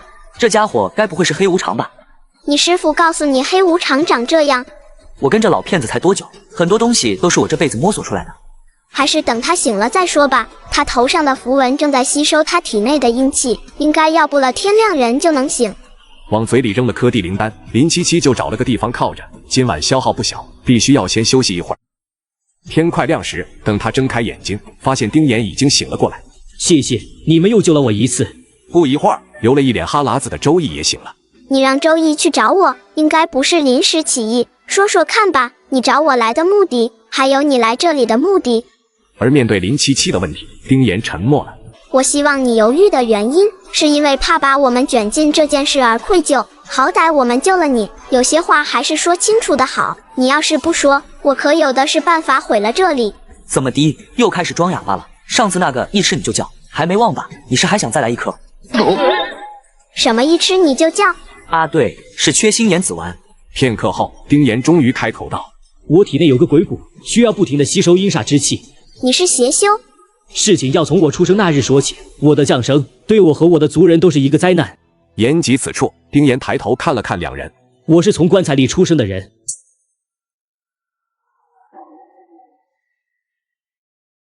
女人何苦为难女人？出来吧，别磨磨唧唧的。姑奶奶还要更新下一集。天地灵火能焚烧一切，信不信我能把你的老窝给点了？姐姐，女人不要为难女人，那小孩也不要欺负小孩。接上集，丁岩在林七七的追问下开始讲述自己的过往。我是从棺材里出生的人。母亲生他的时候就嘎了，他本该随母亲一起去的，可是他出来了，从棺材里出生，他成了别人眼中的怪物。5岁那一年，一个身穿黑袍、看不清容貌的男人进了村子，一夜之间，全村的人都丧了命，包括他的父亲。但黑袍男人却是踩着鲜血，一步一步的走来。害怕吧，不要怕，因为他们都是因你而死。他们都是你杀的，是你杀了他们，你杀了我的家人。你从关中来，生来就是个阴人，八字过硬，煞气太重，这村子里的人早晚会因你丧命。我不过是将这个过程提前了一些。你是个坏人。怎么，心疼吗？他们平日不是嘲笑你为怪物吗？就连你爹也怪你克死了你的母亲，不是吗？你应该更希望他们早点去死。我这是在帮你啊。不是，我没有。是吗？数数你身上的伤，你当真不恨他们吗？他虽不曾得过一天的温暖，可他根本没想过有一天要嘎了全村的人。来，跟我走，这里配不上你。黑袍男人缓缓向他逼近，跟灵鸡仔似的把他带走了，噩梦也由此开始。我就像是个实验品，被黑袍男人无数次的折磨，以完成他种种阴邪变态的想法。内容太过恐怖，小孩子家家的，你就不要听了。我不怕。你不怕，平台也不让步。那你也长话短说吧。黑袍男人就在我身上种各种各样的蛊，然后最终体内就被种下了鬼蛊。随着我吸收的阴气越多，鬼蛊也越来越成熟。这些年来，我一边为血煞阁卖命，一边暗中寻找克制鬼蛊的办法。可能是那个人觉得我身中鬼蛊无处可逃，近1年来，他不再派人随时监视我，这才让我找到了机会逃走。可其实，鬼蛊存在体内1天，我就还在那个人的掌控中。既然鬼蛊是随着你不断吸收阴气成长，那你不吸收那些阴邪的力量不就行了？我试过，我今年不过19，便是你们看到的这副鬼样子。没有阴气，鬼蛊就会蚕食你的寿命。是这样的。那你来这鬼村做什么？是想将村子里的阴气全吸收了，让体内的鬼蛊出生，然后跟他拼个你死我活？听到他这么问，丁岩抽出腰间的黑刺。这把鬼修用过的黑刺，我无意中得到的，这里面有只很强的阴魂。我发现它能压制我体内的鬼蛊，也能吞噬我体内的阴气。我想用它把我体内的鬼蛊吞噬掉，只是里面的阴魂受了伤，现在还不足以跟鬼蛊抗衡。我试过吞噬鬼物，能让它慢慢恢复。我去，那你就不怕它占了你的身体？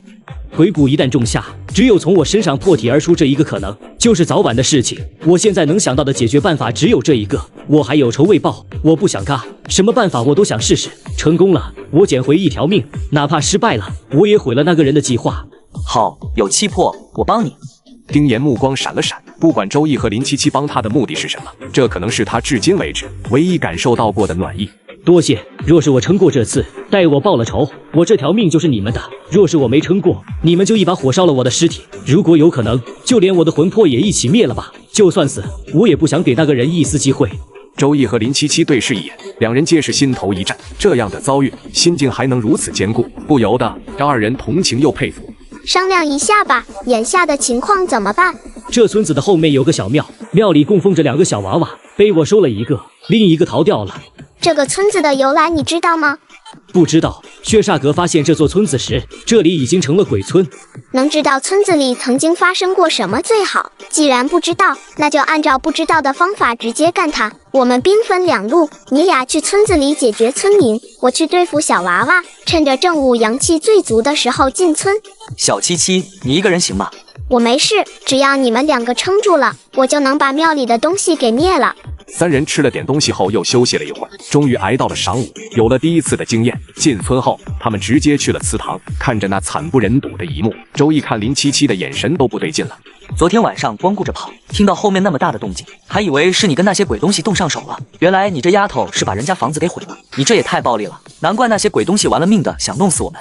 哼，我就是小魔女本魔，就此分开，村民就交给你们了。说完，林七七就冲向了小庙。姐姐，陪我们玩吧。小姐姐，你是在找我们？姐姐，女人何苦为难女人？出来吧，别磨磨唧唧的。姑奶奶还要更新下一集。天地灵火能焚烧一切，信不信我能把你的老窝给点了？姐姐，女人不要为难女人，那小孩也不要欺负小孩。你特么的都改了多少年了，别把自己当小屁孩了，放下仇恨，别挑3拣4的，早点寻个好人家，你再磨叽磨叽就成老女人了。小丫头，鬼精的，哼，不经他人苦，莫劝他人善。况且我还有机会吗？我是小孩，我喜欢听故事，请讲。我叫小倩，本应在温暖的怀抱中成长，却在一出生便被无情抛弃。那月黑风高的夜晚，我被狠心的大人扔进了山坳里，等待我的是野狗的撕咬和无尽的恐惧。从那一刻起，怨恨的种子在我心中生根发芽。他们为何要将你抛弃？为什么？哼，这村子本就偏僻穷苦，大人们却每日浑浑噩噩，不思进取，懒惰成性。他们守着那贫瘠的土地，却不愿付出更多的汗水去开垦、去劳作，吃了上顿没下顿，却从未想过用自己的双手去改变命运。他们觉得养不起我们，觉得我们女娃是负担，因为他们一心只想着传宗接代，有个男娃就好。我眼睁睁看着更多的女娃也遭受着同样的命运，我们的哭叫在山坳里回荡，却无人怜悯。后来村里的男娃们开始莫名其妙的嘎掉，那是我们的报复，我们让他们也尝尝生命被轻易剥夺的痛苦。夜晚我们在村里游荡，留下凄惨的哭声，在女人的胳膊上留下牙印，看着他们在恐惧中消瘦，他们终于意识到了恐惧，想要寻求原谅。他们建祠堂，盖小庙，供奉我们，可那又有什么用呢？粉饰太平不过是自欺欺人，我们的怨气将他们同化，处理他们的魂魄，让他们成为行尸走肉，日复一日地体会我们曾经遭受过的痛苦。这个村子如今已成为血煞浓郁的鬼村，这一切都是他们自作自受。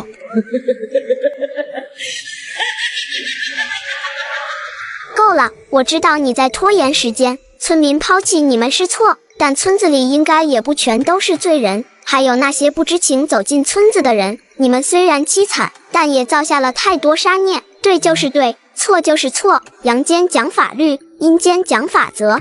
林七七看了看太阳的方位，知道不能再拖了，不是所有的杀戮都能放下屠刀立地成佛，像这样怨气太重、杀孽太深的，除了魂飞魄散，没有更好的结果。于是从空间抽出了准备好的桃木枝，在灵力的加持下，狠狠地抽向了小倩。小妹妹，女人何苦为难女人？我是女汉子，不是软妹子。姐姐，小孩不要欺负小孩。刷绿漆的老黄瓜，别跑！说完，他单手掐诀，用桃木枝快速的虚空画符。是令，天兵上行，灭魂！小倩重重落地，随即就分出10几个小倩。来，姐姐陪你们玩。手中的桃木枝毫不留情的抽在那些小倩身上，打得小倩们一阵滋哇乱叫，鬼哭狼嚎。就这档口，丁岩和周易解决了村民，也赶了过来。卧槽，你们都是小孩子，相煎何太急？能把他给我吗？再打就要魂飞魄散了。林七七猛地一转头，眼睛黑亮黑亮的。丁岩咽了咽口水，呆油，你要不愿意就算了，我不要了。别怪我没提醒你，当心适得其反。丁岩抿唇，没有吱声，但却麻利抽出黑刺，吸走了所有的小倩。事情解决了，村子里还剩下一些村民，但这些人早已经嘎了，不处理恐怕……这个好处理，天地灵火能焚烧一切。随即林七七抛出灵火，一切解决。已经是黄昏时分，丁岩和周易对林七七的实力又有了新的认识。